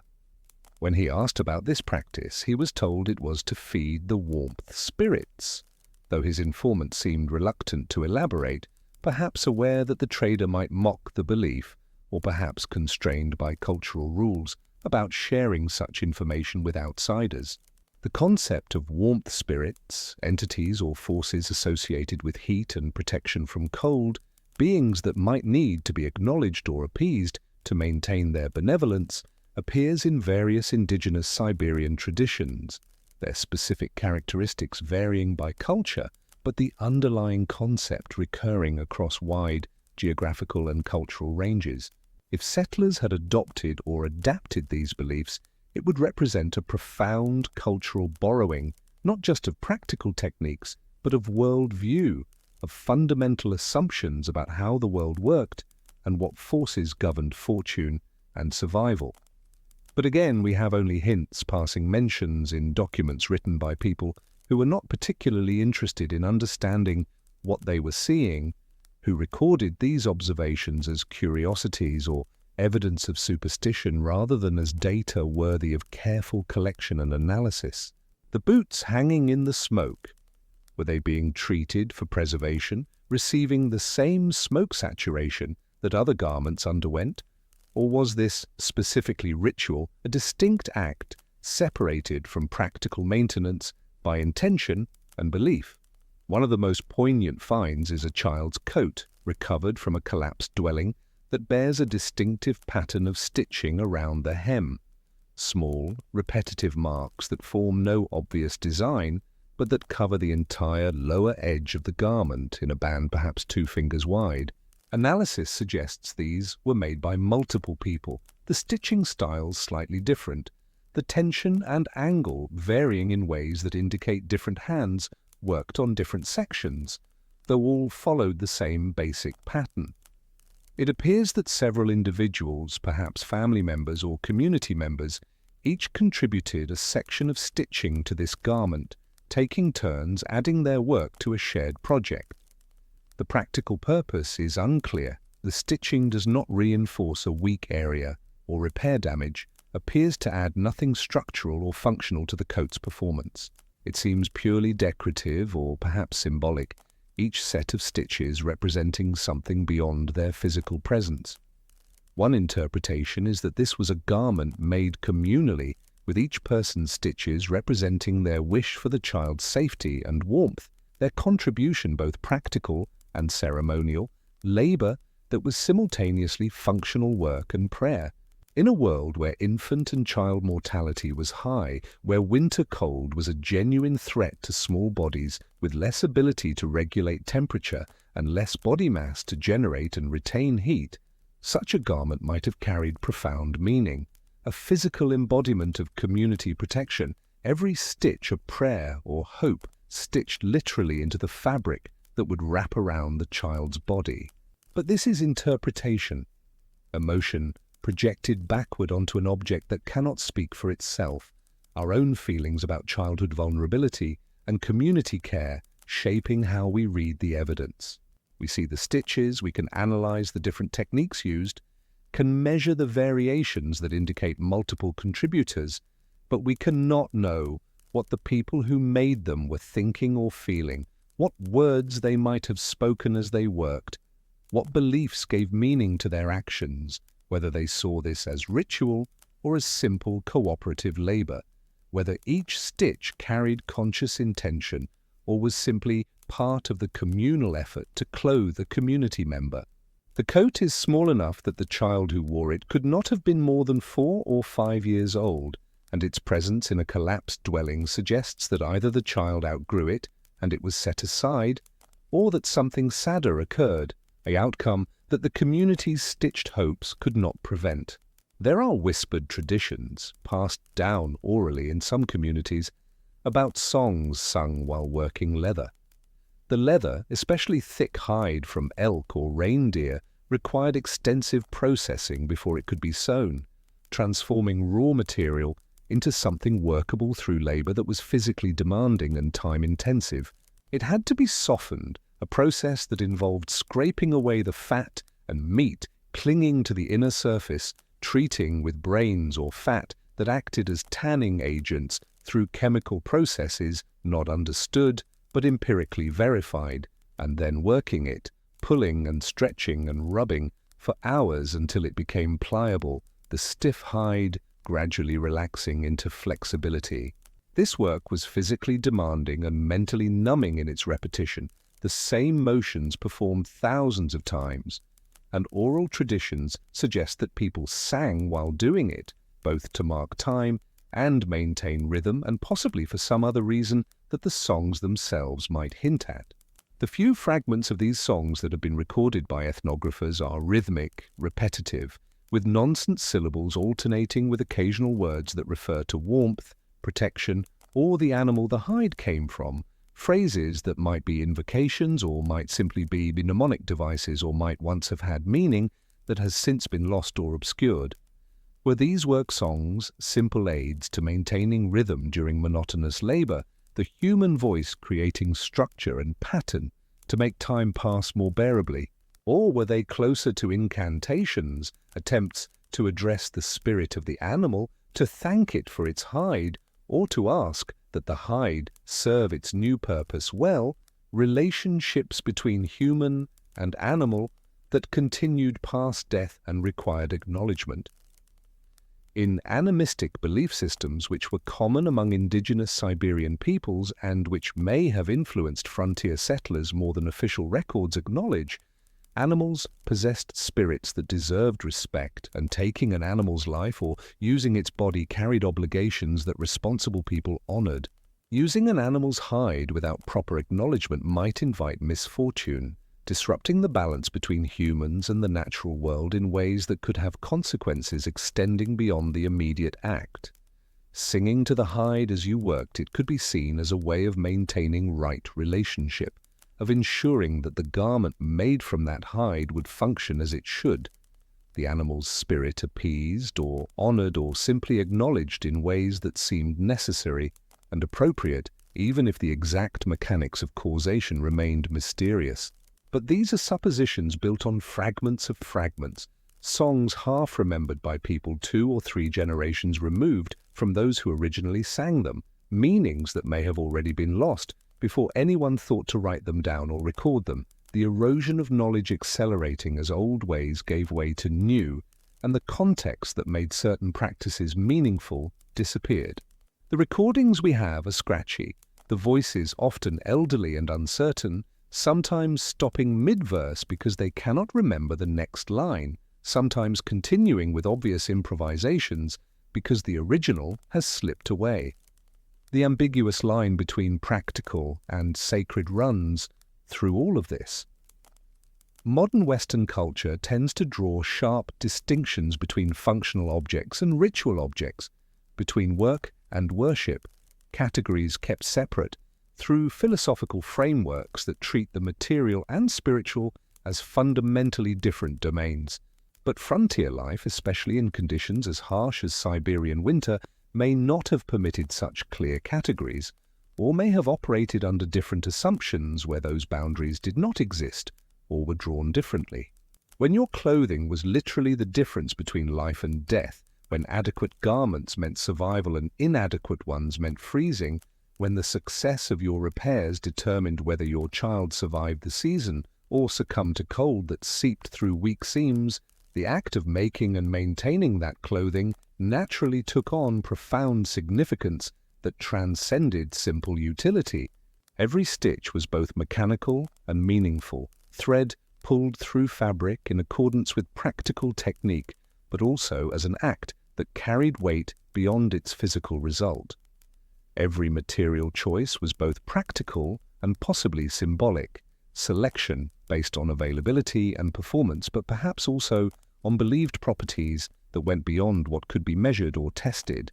The garment protected your body from cold, yes, performing its function through the physical properties of insulation and wind resistance, but perhaps it also protected your spirit from despair, your sense of self from the crushing weight of hardship that could break people as surely as cold could kill them.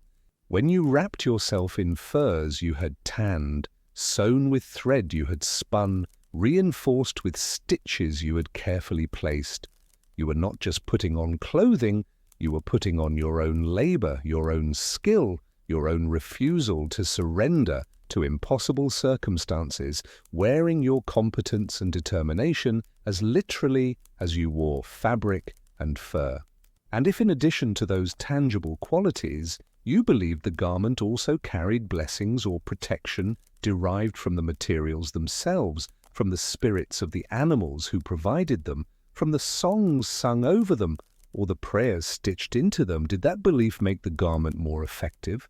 Not physically, perhaps, not in ways that would show up in laboratory testing of insulation values or wind resistance, but psychologically, emotionally, in ways that might translate into better care, longer use, greater resilience in the face of hardship that was as much mental as physical. There is no scientific way to measure such things, no experiment that could separate the material from the spiritual effects, no control group that could isolate belief as a variable. We are left only with the objects, with their mysteries, with our questions that spiral out into uncertainty like the decorative patterns carved into bone needles, leading nowhere we can definitively follow, but creating beautiful shapes in the process of going nowhere at all. In a storage room at the museum, there is a display that is rarely shown to the public. It contains what might be called the collection's greatest mystery, a complete garment, a full-length coat that defies easy classification and challenges every attempt at straightforward interpretation. It appears to be constructed from dozens, perhaps hundreds, of small pieces of different furs, each piece no larger than a playing card, all sewn together in an intricate patchwork that creates swirling patterns of color and texture. The work required to create such a garment would have been immense, representing perhaps months of careful labor if done properly. Each small piece had to be cut precisely, each edge aligned and stitched to its neighbors with meticulous care to ensure the seams did not create weak points where cold could penetrate or where the stress of wear would cause separation. The result is beautiful in a strange way, a coat of many colors and textures, light catching each fur differently, so that the surface seems to shimmer and shift as viewing angle changes. Some patches dark and absorptive, others light and reflective, the overall effect more complex and visually interesting than any single fur garment could be. But the practical value is questionable at best. All those seams would be potential failure points, places where cold could penetrate if the stitching loosened, or where tears could begin if the fabric caught on something, structural weaknesses multiplied by the number of joins. A simpler design using larger pieces, or ideally single pieces, would have been stronger, more durable, and would have taken far less time to construct, the same amount of fur transformed into a garment in a fraction of the hours. So why was this made? The label beside it in the storage room suggests it might have been ceremonial, perhaps worn by a community leader during important gatherings, its elaborate construction marking it as special, set apart from everyday garments through the obvious investment of time and skill required. But there is evidence of wear. The cuffs are slightly abraded, the hem shows contact with ground and snow, the collar bears stains consistent with long-term contact with skin and hair. Someone wore this regularly, used it as functional clothing, despite the impracticality of its construction, despite the constant risk that one of those many seams might fail at a critical moment. Another theory is that it was a necessity piece, made during a time when large furs were unavailable and someone had to work with scraps, with small remnants salvaged from damaged garments or left over from other projects.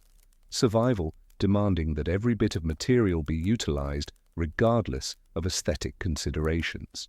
But if that were the case, one would expect a cruder construction, a focus on function over form, seams that were adequate but not beautiful, stitching that prioritized speed and strength over precision and appearance.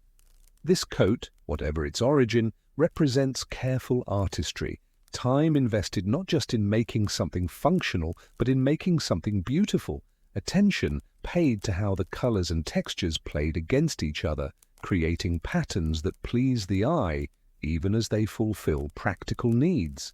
Perhaps that is the answer, that someone, for reasons we can no longer access, chose to create beauty in the midst of hardship, to make something that was both useful and aesthetic, practical and meaningful, refusing to treat survival as purely mechanical. Perhaps in a life constrained by cold and scarcity and endless repetition, the act of creating something genuinely beautiful was itself a form of resistance, a statement that life was more than mere survival, that humans deserved beauty even in desperate circumstances, that the spirit needed nourishment as much as the body needed warmth. Or perhaps we are reading too much into it, projecting modern romantic notions onto a practical object whose true purpose was mundane and obvious to its maker, but has simply been lost to time, the context that would explain everything having evaporated while the object endured.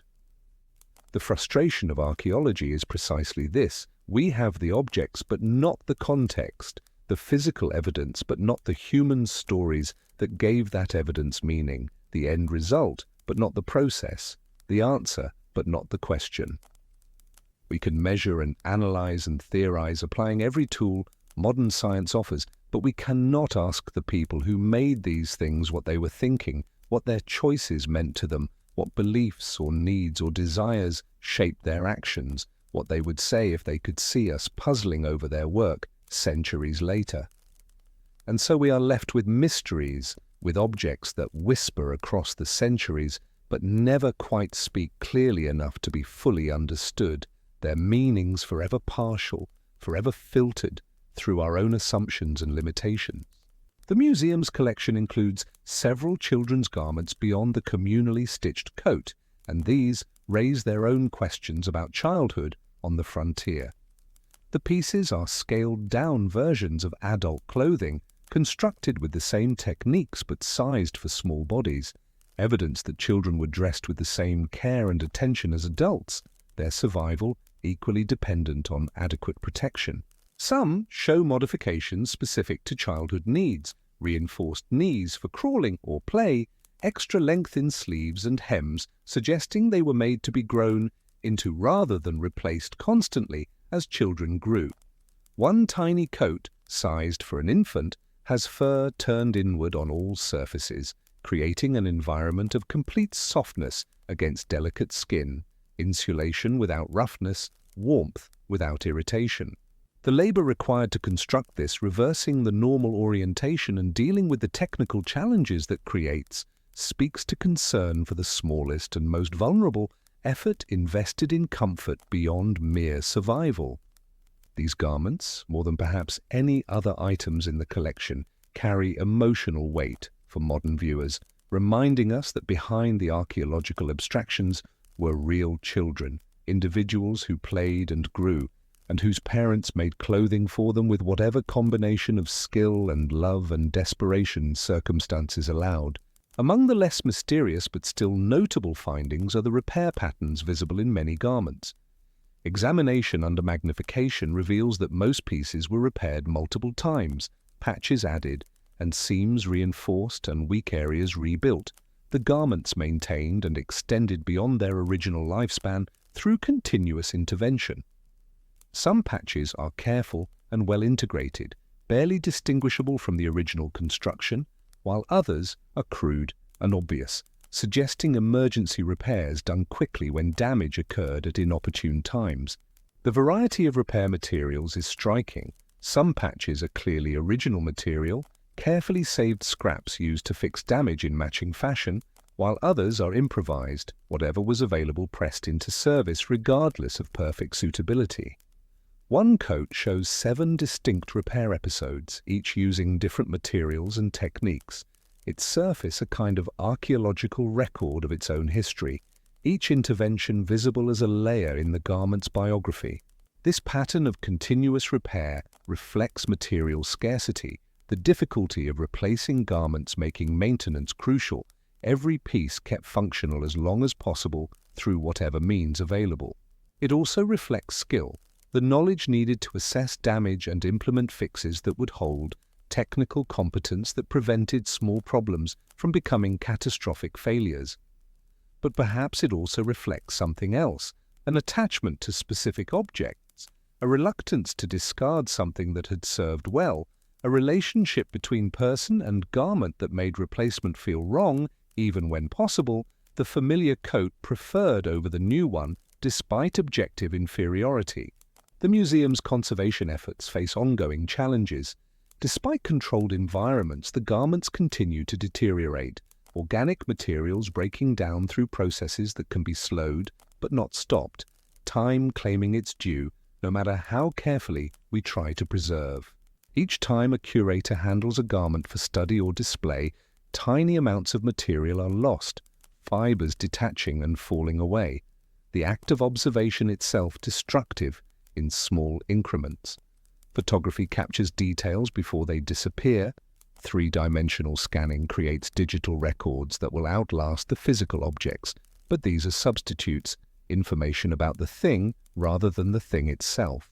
The tension between preservation and access troubles museum staff. These objects have information to share, details that might answer questions or raise new ones, but examination hastens their destruction, each revelation purchased at the cost of the object's integrity. Some pieces are too fragile for any handling, stored in sealed containers under inert gas, their survival prioritized over their study, mysteries literally locked away to prevent their complete loss. The museum director speaks of the collection with a mixture of pride and melancholy, aware that she oversees objects that are simultaneously precious and doomed, their slow dissolution inevitable despite her best efforts. She describes the surreal experience of cataloguing losses, documenting each season's deterioration, watching garments she has cared for years gradually fade toward nothing, fragments that survived centuries in permafrost now failing in her careful keeping because no environment she can create matches the accidental preservation of frozen ground. Beyond the physical garments, the collection includes tools and materials related to clothing production, scrapers for processing hides, awls for punching holes, bone knives for cutting, bundles of sinew thread preserved in their original birch bark containers. These objects fill in the process, showing not just the final products but the means of production, the technology that transformed raw materials into finished garments. Some tools show extensive wear, their working surfaces polished smooth by repeated use, signs of maintenance and repair suggesting they were valued possessions kept functional across long periods. Others appear barely used, their edges still sharp, their surfaces unmarked, suggesting they were made and then set aside, perhaps as spares, or perhaps intended for someone who never needed them, circumstances changing before the tools found their purpose. The presence of multiple scrapers of different sizes and shapes suggests specialization, different tools for different materials or different stages of processing, a sophisticated toolkit that reflects accumulated knowledge about how to work efficiently. Teaching must have occurred, knowledge passed from experience to novice, techniques demonstrated and practiced until they became automatic, competence built through repetition and correction and gradual mastery. But we have no records of this teaching, no descriptions of how skills were transmitted, whether through formal apprenticeship or casual observation, whether learners were children or adults, whether gender determined who learned which skills or whether necessity overrode such social structures. The tools exist, mute evidence of capability, but the human relationships that maintained and transmitted that capability remain invisible. In recent years, the museum has begun working with indigenous community members and historical reenactors to attempt experimental archaeology, actually using these techniques to create garments, testing hypotheses about how things were done and what challenges makers faced. These experiments have yielded surprising insights. Techniques that seem straightforward in description prove fiendishly difficult in practice, requiring skills that take months to develop and physical strength or endurance that modern bodies often lack. What appears in an artifact as a simple seam reveals itself. In the doing, as the product of deep expertise, dozens of micro-decisions and adjustments invisible in the final result, but crucial to success. The reenactors speak with newfound respect for the people who made these garments, their attempts at replication revealing how much skill lies hidden in objects that appear simple, how much knowledge must be embodied to produce work that functions reliably in extreme conditions. One participant described spending 40 hours tanning a single hide, following traditional methods, and still producing inferior results compared to archaeological examples. Her respect for ancient expertise growing with each exhausting hour of labor.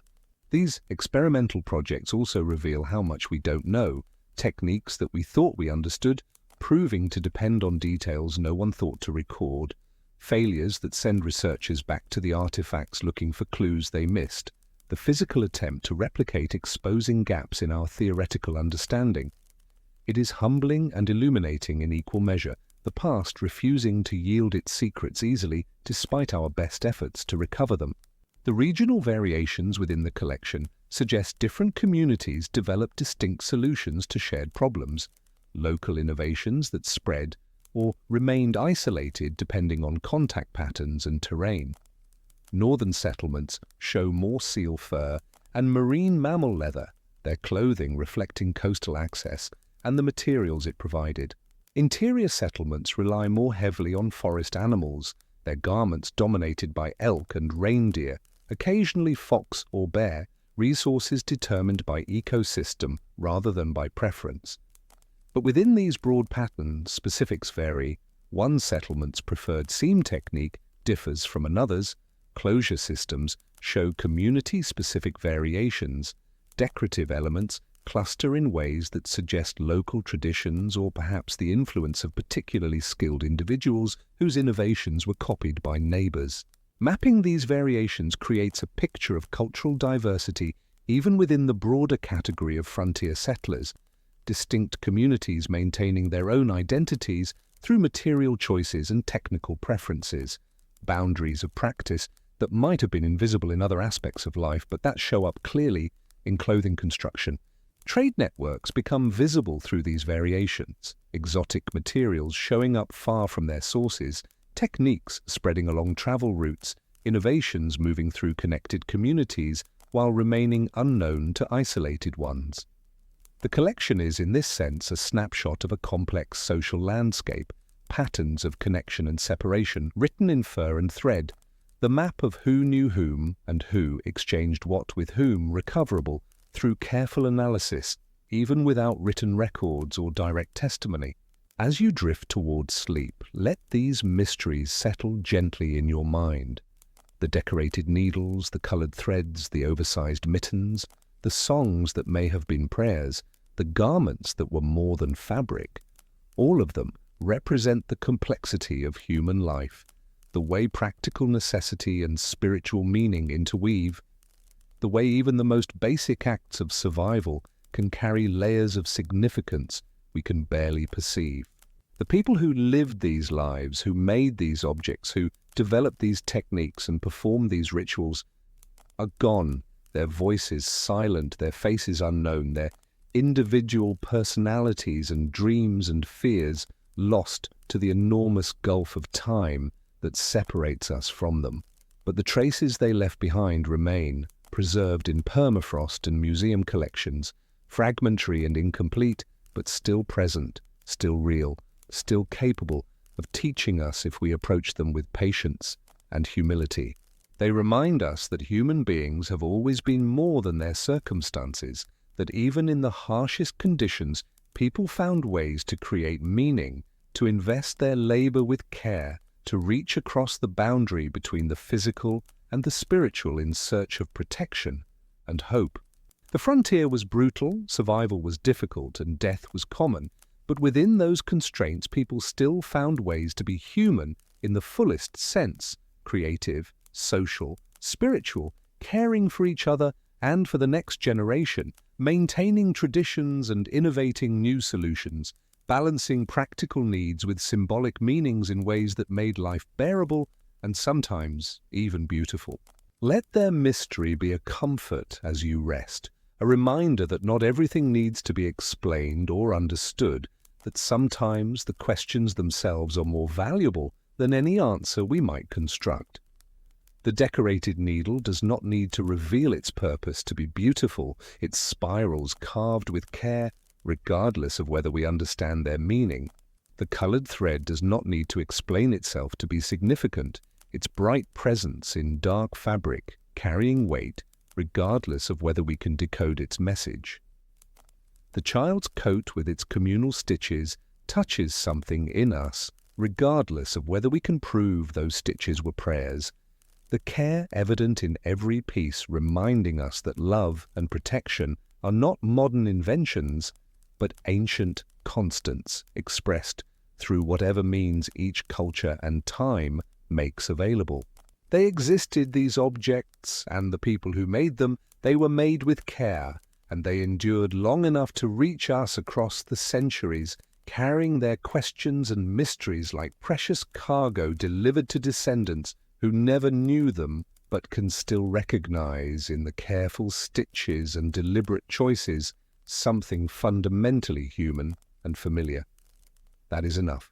The objects rest in their climate-controlled darkness, slowly yielding to time despite our efforts, but for now they remain, witnesses to lives lived at the edge of endurance, to skills hard-won and carefully applied, to the endless human effort to protect and preserve and create meaning, even when circumstances suggest that survival alone should consume all energy and attention. They deserve our attention, our careful study, our willingness to sit with uncertainty and resist the urge to force premature conclusions. They deserve to keep their mysteries, at least some of them, to remain partially unknown despite our scrutiny, reminding us that the past is truly another country, that the people who lived there thought thoughts and believed things we can never fully recover. That understanding has limits even when evidence remains. And in that partial knowing, that respectful uncertainty, perhaps we come closest to honoring the people who made these things, acknowledging both their humanity and their otherness, recognizing them as kin across time, while accepting that their specific experiences and beliefs remain, in important ways, beyond our reach. Sleep now, and let the mysteries rest with you, the spirals and the colored threads, the songs and the stitches, the endless patient labor of people you will never meet, but whose work you can still touch through glass and across centuries, their hands reaching forward through time with gifts we are still learning to receive. In the town of Yakutsk, some 300 kilometers from the settlements we have been visiting in our quiet journey, life moved at a different rhythm. The town was not large by the standards of European Russia, but on the Siberian frontier it represented something approaching civilization. Wooden buildings with proper foundations, streets that were cleared of snow with some regularity, a small garrison of soldiers, a handful of merchants, administrative officials sent from distant capitals to oversee the collection of taxes and the maintenance of order. And in this town, winter was still winter. The same brutal cold, the same darkness, the same wind that could freeze exposed skin in minutes. But the experience of that winter, the daily texture of it, was fundamentally different for those with wealth and position. Consider the morning of a merchant named Pyotr Andreevich Sokolov, a man who had made his fortune in the fur trade and who maintained a substantial household in the better section of town. His dwelling was not a zemlyanki dug partially into the earth, but a proper two-story structure built from carefully fitted logs with moss and clay chinking, sealed with resin to prevent drafts. Inside, a large ceramic stove dominated the main room, its mass slowly releasing heat accumulated from the previous evening's fire. The merchant did not wake in darkness to bitter cold that stung his nostrils and froze his breath. He woke in a room that, while certainly cool, was not dangerously so. The embers in the stove still glowed faintly, and a house servant had already risen to feed them, to coax the fire back to life before the master stirred. By the time Pyotr Andreevich opened his eyes, the room was warming, the light from the growing flames casting soft shadows on walls hung with tapestries that provided additional insulation. His clothing was not stiff with frost, because it had been stored inside, near the warmth. He did not need to thaw his garments before wearing them. A servant brought them to him, already warmed, and helped him dress, a service that might seem like mere luxury, but that had practical implications for the preservation of the clothing itself. When garments are handled carefully, when they are not subjected to the stress of being pulled on by cold, stiff hands, when they are stored properly and maintained by someone whose job it is to attend to such details, they last longer, perform better, provide more reliable protection. The underlayers Pyotr wore were linen, but fine linen evenly woven soft against the skin. Over this came a woolen shirt dyed a deep blue, the dye itself a marker of wealth, as it had to be imported at considerable expense. The wool was of better quality than what common settlers had access to, the fleece selected from specific breeds of sheep, known for producing finer fibers, processed by skilled workers who could card and spin it into relatively smooth yarn. The difference might seem minor, but the cumulative effect was significant. Less itching, less irritation, less distraction from discomfort. His outer coat, his shuba, was extraordinary by frontier standards. It was made from fox fur, not the patchwork scraps of multiple animals, but matched pelts selected for uniformity of color and quality. The lining was quilted silk imported along the tea route from China, providing a smooth interior layer that also trapped additional warmth. The coat was heavy, fox fur is naturally dense, but the weight was distributed well, the cut tailored to his body by a professional tailor who understood how garments should hang and move. The collar was trimmed with darker fur, possibly marten, and the closures were carved bone buttons rather than simple ties or toggles. This coat had cost more than many settlers earned in a year. It represented not just warmth, but status, a visible declaration of prosperity and position. And it worked. Pyotr could venture outside in temperatures that would send a poorly dressed person scurrying for shelter. And he could do so with relative comfort, secure in the knowledge that his clothing would not fail him. His boots were equally impressive. They were made by a specialist, a craftsman who worked exclusively on footwear, using leather that had been properly tanned and dyed black. The soles were thick, made from layered leather treated with pine tar for waterproofing and durability. Inside, the boots were lined with felt and soft rabbit fur, creating a warm environment for his feet.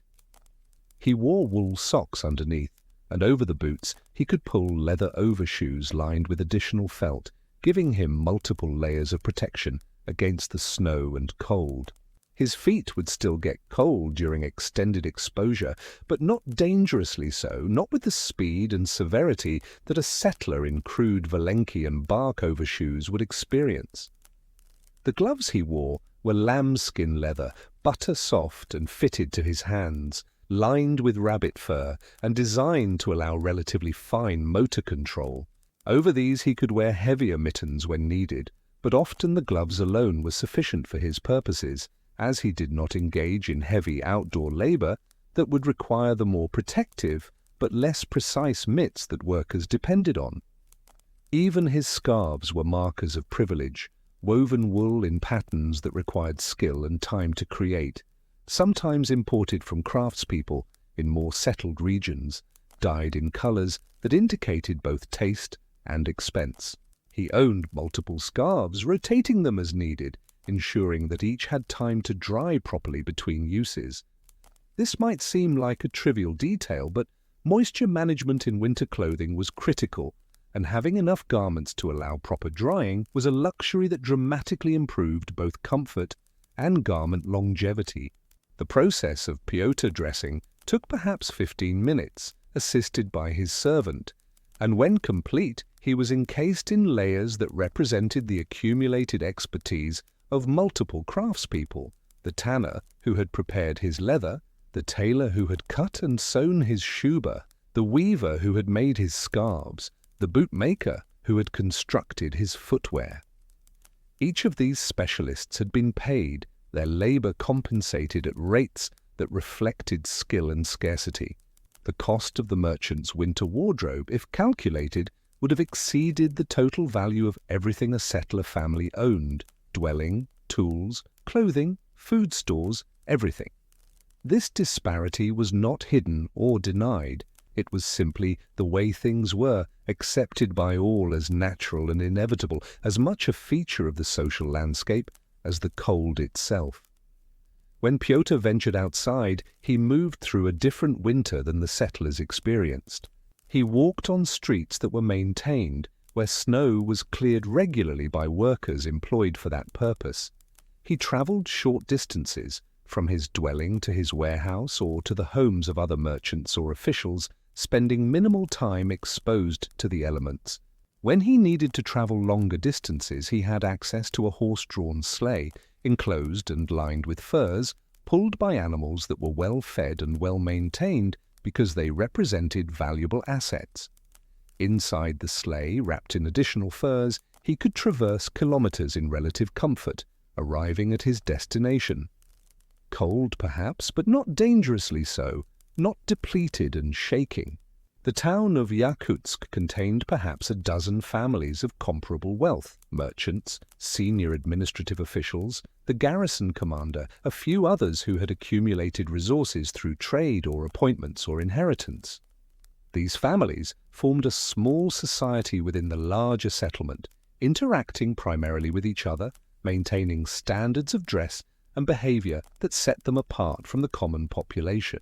Their winter gatherings were held in heated rooms, lit by candles or oil lamps rather than the dim glow of a single fire.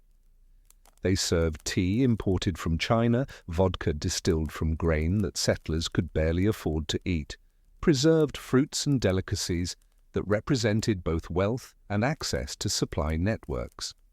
At these gatherings, clothing served a dual function: warmth and display. The quality of one's shuba, the fineness of one's boots, the imported silk scarves, the jewelry worn even in winter, all of these communicated position, success, taste. Social hierarchy was written in fur and fabric, readable to anyone who knew how to look. A merchant's wife might wear a coat trimmed with sable, that most prized of Siberian furs, dark and lustrous, and impossibly expensive.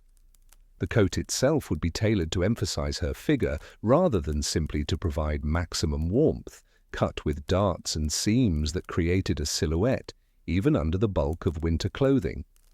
Her hood would be lined with softer fur, perhaps Arctic fox, white and delicate, framing her face. Her mittens would be embroidered with silk thread in patterns that required hours of painstaking work, too delicate for actual heavy use, but perfect for the short distances between heated spaces. These garments were not made by their wearers. They were commissioned from specialists, tailors who maintained workshops in the town, who employed assistants and apprentices, who had access to imported materials and tools that settlers never saw. The relationship between client and tailor was commercial but also personal. A good tailor understood not just measurements but preferences, understood how to balance fashion with function, how to create garments that would impress without sacrificing the warmth necessary for survival. The workshops themselves were environs of privilege. They were heated adequately, allowing for fine work that would be impossible with frozen fingers. They had proper lighting, multiple lamps or candles, allowing precise stitching even during the long, dark months. They had supplies, bolts of fabric, spools of thread in various colors, proper metal needles that did not break or bend, specialized tools for cutting and shaping and finishing. A tailor's apprentice in Yakutsk lived better, at least in terms of working conditions, than most independent settlers. The work was indoors in relative warmth and light. The skills learned were valuable and portable, potentially leading to independent practice and real prosperity. The clothing worn during work was adequate, provided by the master tailor as part of the apprenticeship arrangement. It was not luxurious, but it was functional, maintained properly, sufficient for the limited outdoor exposure that working in town required. The contrast was stark and visible. When a merchant walked through the town's market square, dressed in his matched fox shuba and fine boots, he passed settlers who had come in from outlying areas to trade, dressed in their patchwork coats and crude felt boots, and the difference was immediately apparent. The merchant moved smoothly, his clothing allowing full range of motion because it was well fitted and not overly bulky. The settler moved stiffly, encumbered by layers, by garments that were too large or too small, by makeshift repairs that created awkward bulk or restricted joints. The merchant's face was protected by a well-designed hood that blocked wind without limiting vision or hearing. The settler's face was often wrapped in cloths and scarves, leaving only the eyes exposed because their hoods were inadequate or non-existent. The merchant's hands were gloved, allowing him to handle his business, to count coins, to examine goods, to write in his ledger, without completely removing his hand protection. The settler's hands were in heavy mittens, and any task requiring fine motor control meant exposing bare skin to the cold, working quickly before numbness set in, then covering the hands again as fast as possible. Yet the comfort of the elite was not absolute, and their clothing, while superior, did not grant immunity to winter's dangers. The cold in Yakutsk could reach 50 degrees below 0 Celsius, sometimes colder. At such temperatures, even the finest furs and thickest layers provided only temporary protection. Extended exposure would kill a merchant as surely as it would kill a settler, if perhaps slightly less quickly. The wealthy understood this, and their behavior reflected that understanding. They minimized outdoor time, planned their movements carefully, and maintained a healthy respect for the cold's power. They also worried. Supply routes could be disrupted by weather or by political instability farther west. The caravans that brought imported fabrics and fine furs and other luxuries might not arrive, or might arrive with diminished stocks, driving up prices and creating scarcity even for those with money. Theft was a constant concern. Furs were extremely valuable and relatively portable, making them attractive targets. More than one merchant had discovered his warehouse broken into during the long winter nights. His inventory of pelts vanished, representing losses that could take years to recover from. Fire was perhaps the greatest fear. A stove that heated so effectively could also burn out of control, and winter fires were catastrophic. If your dwelling burned in summer, you could rebuild or move in with neighbors temporarily while making other arrangements. If your dwelling burned in winter, especially during the coldest months, you faced immediate life-threatening exposure. And if you lost your winter clothing in that fire, if the garments that represented such investment and that provided such protection went up in flames, you were suddenly vulnerable in ways that wealth could not immediately remedy. You could buy new clothing, yes, but the finest shuba still required time to commission and construct. Until it was ready, you would have to make do with whatever could be quickly obtained, and you would discover, perhaps for the first time, how thin the line was between comfort and suffering, between status and vulnerability. The priests and officials in Yakutsk faced similar conditions from a different position. They had access to quality clothing through their institutional connections. The Orthodox Church provided its clergy with appropriate garments, understanding that priests could not effectively serve their communities if they were incapacitated by cold. The thick cassocks worn by priests were quilted, lined with wool batting, cut long to protect the legs, with deep hoods that could be pulled over the head. These garments were black, the traditional color of Orthodox clergy, but the dye was expensive and the fabric was good wool, woven tightly to block wind. Over the cassock, priests wore cloaks of heavy felt or fur when traveling between churches or visiting parishioners, and they carried the authority of their position, which granted them entry to heated spaces and some degree of deference, even in the harshest conditions. Administrative officials wore uniforms that, while not as warm as merchant shubas, were still far superior to settler clothing. The uniforms were standardized, representing the distant imperial power, and they came with allowances or provisions for winter wear. An official might receive a coat stipend, money specifically designated for purchasing appropriate cold weather gear, recognizing that the government's representatives needed to be able to function regardless of weather. These officials often had access to military supply chains which could provide boots and gloves and other items manufactured in European Russia and shipped east. The quality was variable. Military supply was notorious for corruption and inefficiency, but even mediocre factory-made items were often better than what could be improvised on the frontier. The garrison soldiers occupied a middle position in the clothing hierarchy. They were issued uniforms including winter gear, but the quality was often poor and the quantities insufficient. A soldier might receive one winter coat, expected to last multiple seasons, and basic felt boots that wore out quickly under heavy use. Soldiers supplemented their issued gear through trade or purchase when they could afford it, and through making do when they couldn't. Guard duty in winter was particularly brutal for soldiers. Standing still for hours in extreme cold, unable to move enough to generate body heat, wearing inadequate clothing, many soldiers suffered frostbite injuries to feet, hands, and faces. Some lost toes or fingers, ending their military service with disability pensions that were barely sufficient for survival. The military's response to this problem was irregular and often inadequate, sometimes providing extra layers or allowing shorter shifts, sometimes simply accepting the casualties as an unavoidable cost of maintaining order in this harsh environment. Within the garrison, there developed an informal economy around clothing modification and repair. Soldiers who had skills as tailors or cobblers could earn extra money or favors by improving their comrades' gear, adding liners to coats, reinforcing boots, creating mittens from scavenged materials. This economy existed in the spaces between official regulations and actual necessity, tolerated by commanders who understood that survival sometimes required flexibility. The town's small medical establishment, a single doctor and a couple of assistants trained in basic care, saw the consequences of clothing failure regularly. Frostbite cases came in waves during the coldest periods, ranging from minor injuries that would heal on their own to severe cases requiring amputation.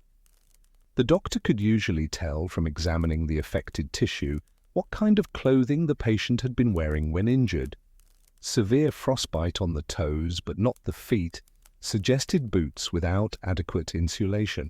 Frostbite on fingertips, but not the whole hand, suggested mittens that were too loose or poorly constructed. Facial frostbite suggested inadequate hood or scarf coverage. Each injury pattern told a story of material failure, of clothing that had not been sufficient for the conditions, of the brutal mathematics of winter, where small inadequacies could compound into serious harm. The doctor's recommendations were straightforward but often impractical: better clothing, shorter exposure times, more attention to early warning signs. But these recommendations ran up against economic reality. People wore the clothing they could afford or make. They stayed outside as long as their work required, and by the time they noticed the early signs of frostbite, the numbness, the pale skin, they were often already committed to remaining outside, unable to return to warmth until their task was complete. The doctor did what he could, treating symptoms, occasionally advocating with authorities for better provisions for soldiers or for aid to particularly destitute families, but ultimately accepting that he was treating the consequences of a system he could not change. The elite, observing these casualties from their position of relative comfort, reacted with a mixture of concern and rationalization. Some genuinely wanted to help, providing old clothing to those in need, employing people in ways that allowed them to earn enough for better gear, supporting charitable efforts organized by the church. Others simply accepted that this was the natural order. Some people had more, some had less, and while the suffering was regrettable, it was not ultimately their responsibility to solve. This attitude was not necessarily cruel, just pragmatic, rooted in a worldview where social hierarchy was seen as inevitable and where one's primary obligation was to one's own family and position. There were moments when these worlds collided in ways that revealed the depth of the divide. A merchant's son playing in the snow near his family's dwelling might encounter settler children who had come to town with their parents. The merchant's son would be dressed in fitted wool clothes under a small but well-made fur coat with proper boots and mittens. The settler children would be in oversized hand-me-down garments, patched and worn, often without proper mittens, their hands wrapped in cloth and stuffed into two large adult gloves. The children might play together briefly, building snow figures or throwing snowballs, and in that moment the differences in their clothing, their situations, their futures would be starkly visible. The merchant's son would be called inside after a reasonable time before he got too cold. The settler children would remain outside until their parents' business was concluded, however long that took, because there was nowhere warm for them to wait. The merchant's clothing would be dried and maintained by servants.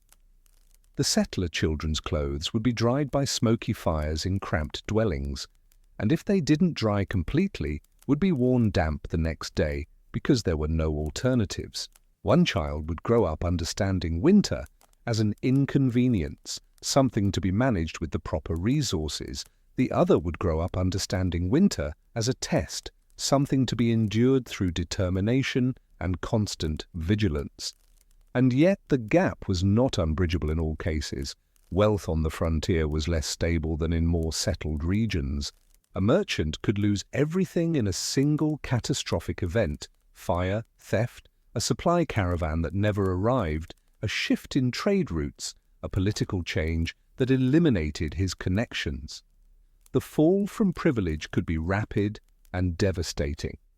Conversely, a settler with skill and luck and determination could occasionally rise, accumulating resources slowly, eventually establishing themselves as prosperous, if not quite elite. The clothing people wore could change over a lifetime, could chart a trajectory from poverty to comfort, or from comfort to desperation. A man who wore a patchwork coat at 20 might wear a proper shuba at 50 if fortune favored him. A man who inherited a fine coat at 20 might be trading it for food and wearing rags at 50 if fortune turned against him. The frontier's harsh conditions had a leveling effect that pure wealth could not completely overcome. Everyone, regardless of status, lived with the knowledge that winter could kill. Everyone understood that clothing was not optional, not decorative, but essential. And everyone, from the wealthiest merchant to the poorest exile, had to make decisions each day about how to dress, how long to stay outside, how to balance necessity against danger. The difference was that the wealthy had more margin for error, more resources to recover from mistakes, better options when things went wrong. But the fundamental challenge was the same: survive the cold, make it through to spring, and do it again next year. As we drift toward the conclusion of our exploration, consider this final image. A winter evening in Yakutsk, the sun long since set, the temperature plunging toward 40 below. Inside the merchant Sokolov's house, a gathering is underway.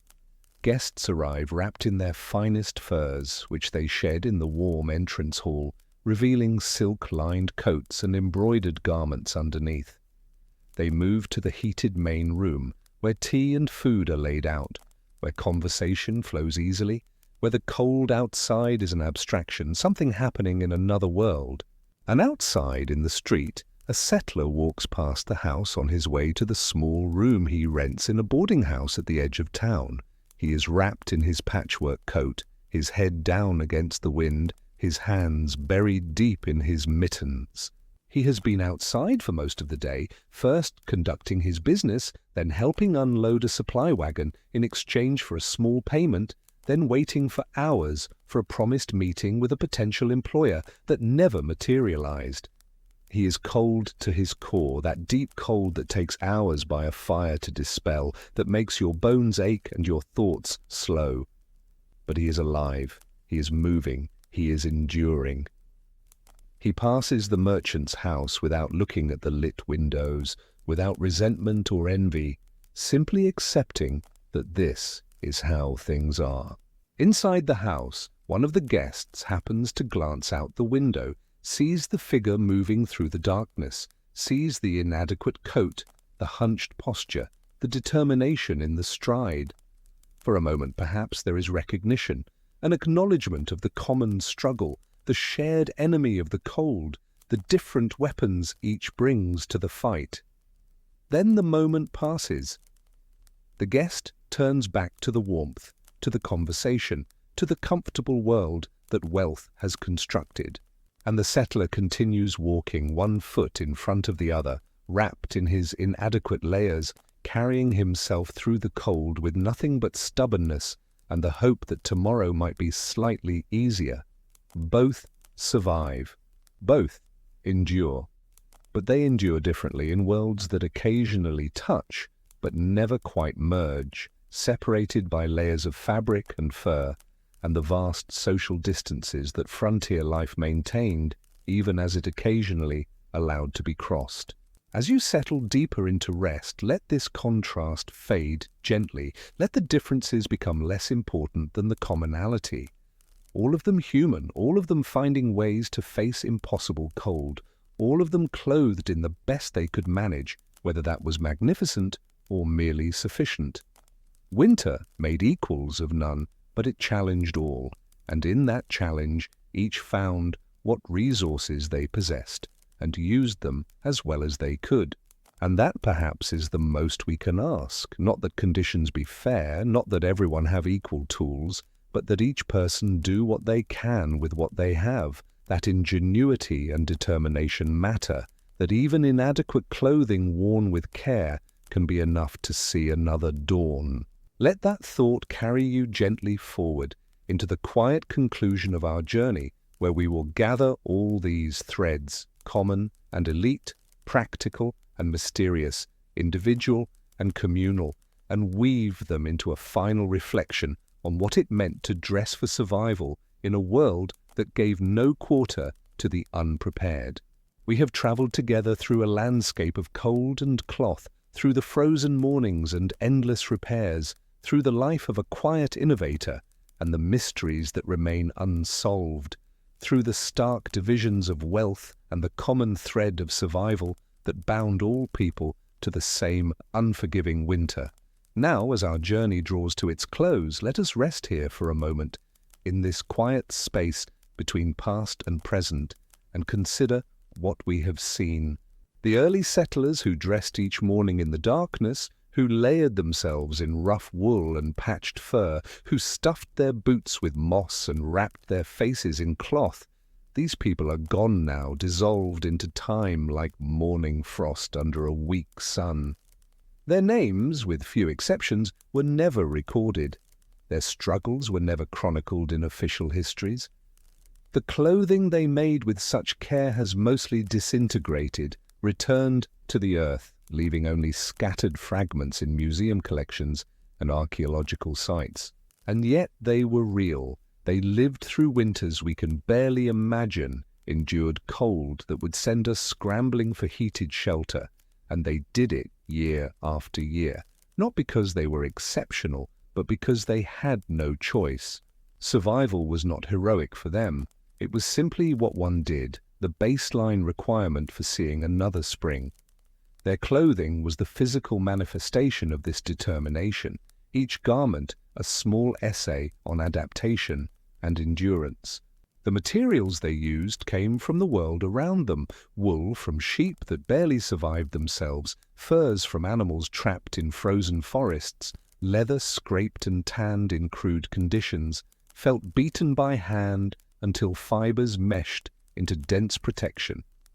Nothing was wasted because nothing was abundant. Every scrap of fabric, every snippet of thread, every small piece of fur had value and found its way into the endless cycle of making and repairing and remaking. The labor this required was immense and largely invisible. Hours spent spinning thread in dim firelight, hours spent stitching seams with cold, stiffened fingers, hours spent scraping hides and working leather and dyeing wool. All of this labor disappeared into the finished garment, became invisible in the wearing. When you looked at a settler's coat, you saw a coat perhaps shabby, perhaps patched. You did not see the hundreds of hours of work it represented, the accumulated knowledge passed down through generations, the small innovations and careful adaptations that made it functional.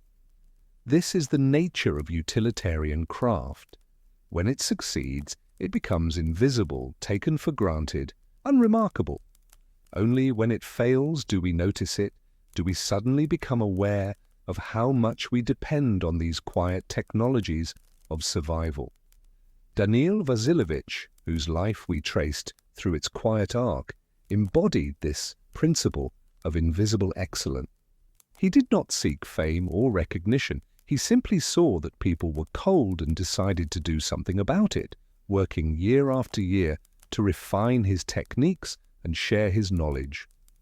His hybrid coat design was not revolutionary in any dramatic sense. It did not overturn existing systems or create new industries. It simply worked better than what came before, protected more reliably, allowed people to endure more comfortably. And because it worked, it spread quietly through demonstration and teaching and imitation until it became standard and its origins were forgotten.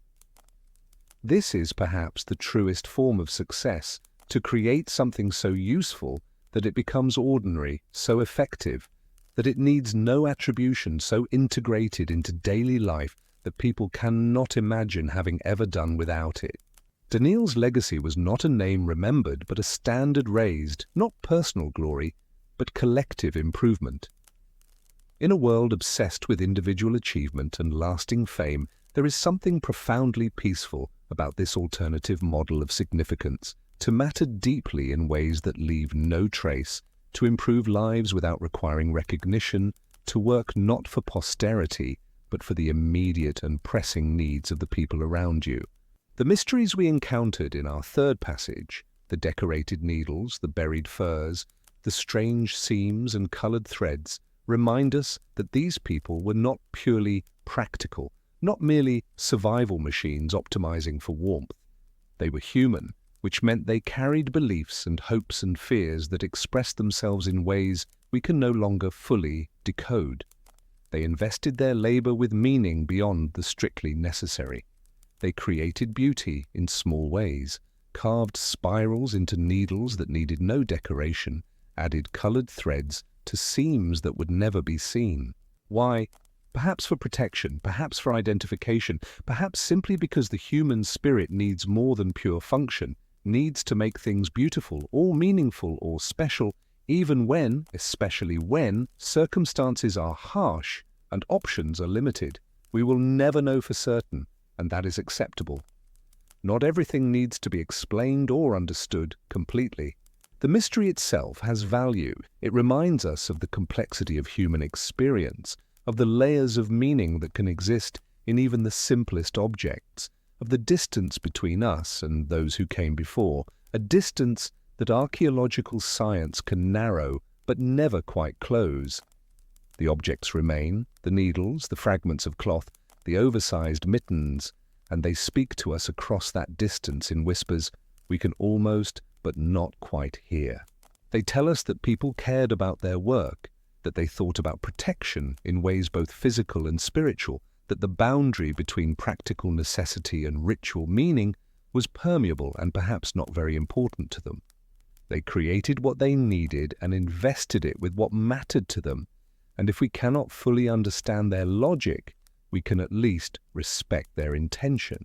The division between wealthy and poor, which we explored in our final passage through Yakutsk's elite society, might seem like a depressing conclusion to our journey, a reminder that survival was never fair, that some people faced winter with fine furs and heated rooms while others made do with patches and drafts. And this is true. The disparity was real, and its consequences were measured in comfort and suffering, in frostbitten fingers and amputated toes, in lives that were harder than they needed to be. But even this inequality was not absolute or permanent. The frontier's harsh conditions meant that wealth was less stable than in settled regions, that fortunes could reverse, that the well-dressed merchant and the poorly clothed settler were not necessarily fixed in their positions. And more importantly, they shared something fundamental. They all faced the same cold, the same winter, the same ultimate test. The wealthy had better tools, but the test itself did not care about their status. Winter was indifferent, as nature is always indifferent, and everyone, regardless of their furs or their connections or their heated rooms, understood that they lived at the mercy of conditions they could not control. This shared vulnerability created a kind of humility, a recognition that human beings, no matter how clever or wealthy or powerful, were small things in a large and often hostile world. Your finest shuba could not protect you from a blizzard if you were caught in the open. Your imported boots could not save you from frostbite if you stayed out too long. Your status meant nothing to the cold, which treated all flesh equally, freezing the rich and the poor with the same impartial efficiency. And so everyone at some level understood that they depended on their clothing, on their knowledge, on their care and attention to detail. Everyone understood that small mistakes could cascade into catastrophe, that the difference between survival and death might be as simple as an extra layer or a properly tied scarf, or the decision to turn back instead of pressing forward. This knowledge, this intimate understanding of vulnerability, shaped how people thought about clothing and how they treated the garments they wore. A coat was not just fashion or even just function, it was life itself, worn on the outside, visible and tangible. When you repaired a seam, you were not just fixing fabric, you were maintaining your lifeline. When you greased your boots, you were not just caring for leather, you were preserving your ability to move through the world safely. Every act of maintenance was an act of self-preservation, and this gave even mundane tasks a kind of sacred quality, a weight and importance that transcended their simple mechanics. As you lie here now in your own time and place, surrounded by comforts that those frontier settlers could not have imagined, consider the distance we have traveled. You do not wake in darkness to scrape frost from your clothing. You do not spend hours each evening repairing seams by firelight. You do not stuff your boots with moss or wrap your face in cloth to breathe safely or wonder whether your coat will hold together through another day. Modern life has granted you freedoms from these specific struggles that would have seemed miraculous to Danil Vasilievich or to the settler families of the Siberian frontier. Your clothing is manufactured in distant factories, designed by specialists, tested for performance, available in abundance and variety. If something tears, you replace it rather than repair it. If you are cold, you adjust a thermostat rather than building up a fire. You move through winter, if you experience winter at all, with casual ease, barely thinking about the layers you wear, taking for granted that they will protect you, that you will be comfortable, that cold is an inconvenience rather than a threat. And yet something has been lost in this transition. Not the hardship. We should not romanticize suffering or wish for the return of conditions that broke bodies and ended lives prematurely, but perhaps something about intentionality, about the direct relationship between effort and result, about the intimate knowledge of the things we depend on. The settlers knew their clothing in ways we do not know ours. They understood every seam because they had stitched it, every patch because they had placed it, every weakness because they had compensated for it. Their garments were not anonymous products, but personal creations, items with histories, with stories, with the mark of their makers visible in every thread. There is a depth of engagement there, a kind of care and attention that is difficult to maintain in a world of abundance and replacement. We have gained convenience and lost intimacy, gained comfort and lost knowledge, gained ease, and lost the particular satisfaction that comes from creating something with your own hands that then keeps you alive. This is not to say we should abandon modern clothing manufacture and return to hand-spinning wool by firelight. That would be foolish nostalgia, a denial of genuine progress. But perhaps there is value in remembering, in understanding what came before, in recognizing that the ease we take for granted was built on centuries of accumulated knowledge and labor and sacrifice. The settlers who developed these techniques, who tested these materials, who learned through trial and error, and sometimes through fatal mistakes what worked and what did not, they created the foundation for everything that came after. Modern cold-weather clothing, with all its synthetic insulation and engineered fabrics and computer-designed construction, is still fundamentally doing what those rough frontier garments did, creating layers that trap heat, blocking wind and moisture, protecting vulnerable extremities. The materials and methods have changed almost beyond recognition, but the principle remains the same. We are still, at the most basic level, wrapping ourselves in layers to survive the cold, just as humans have done for thousands of years, just as those Siberian settlers did in their frozen mornings. The difference is one of efficiency and comfort, not of basic strategy. And so we owe them something, not gratitude exactly, as they did not labor for our benefit, but acknowledgement. Acknowledgement that they lived, that they struggled, that they solved problems that allowed survival in conditions we can barely imagine, and that their solutions, refined and improved, still protect us when we venture into cold. They are our predecessors in the ongoing human project of adapting to environments that do not naturally support our tropical evolved bodies, and their ingenuity deserves recognition even if their names are forgotten. As you drift now into sleep, let the images from our journey settle softly in your mind. See the settler waking in darkness, breathing clouds of vapor, beginning the slow ritual of dressing.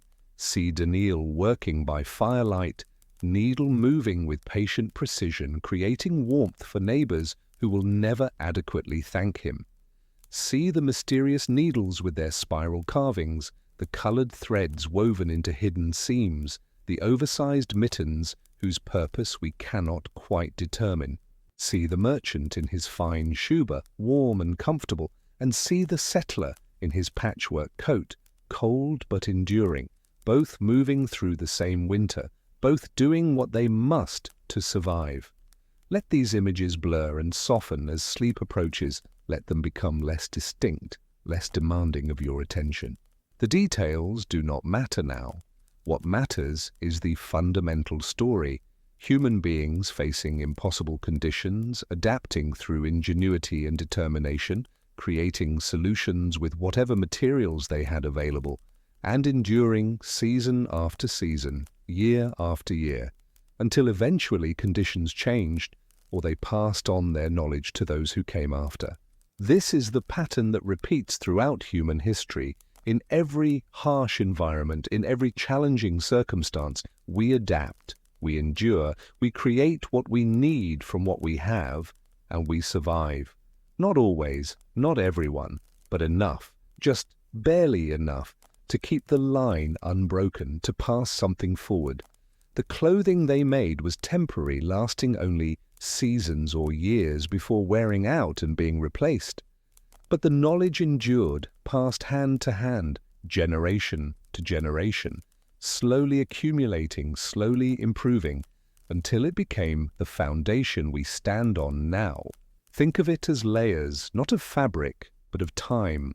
Each generation adding its own experience, its own small innovations, its own adaptations, building up slowly into the accumulated wisdom that allows us to live comfortably in conditions that once required constant vigilance and effort.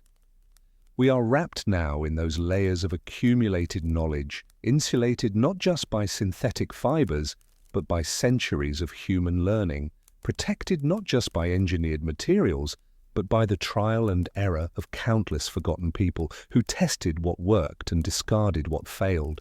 Every time you zip up a winter coat without thinking about it, you are benefiting from that accumulation, from all those cold mornings and frozen fingers and patient repairs, from Danil and his quiet innovation, and from thousands of others like him whose names we will never know. There is something deeply peaceful about this realization that we are connected to the past not through grand events or famous figures, but through these intimate, practical connections, through the shared experience of being cold and finding ways to be warmer, through the universal human need for protection and the creativity we bring to meeting that need. The settlers are gone, but their solutions remain, transformed and improved, but still recognizable at their core. They shaped the world in small ways that compound into significance, and we live in the world they helped create, wrapped in their legacy every time winter comes. As your breathing slows and deepens, as consciousness begins to fade and sleep takes hold, let go of the details, let go of the names and the dates and the specific struggles. What remains is something simpler, something essential. The image of a person, any person, wrapping themselves carefully in layers, preparing to face the cold, doing what humans have always done when confronted with environments that challenge our survival. We layer ourselves, we protect ourselves, we use what we have, we learn from those who came before, we make do and we endure. And sometimes, if we are fortunate and determined, we improve things slightly for those who come after, leaving the world a little warmer, a little safer, a little more survivable than we found it. This is enough. This is everything. Let this thought be your final companion as you drift into rest.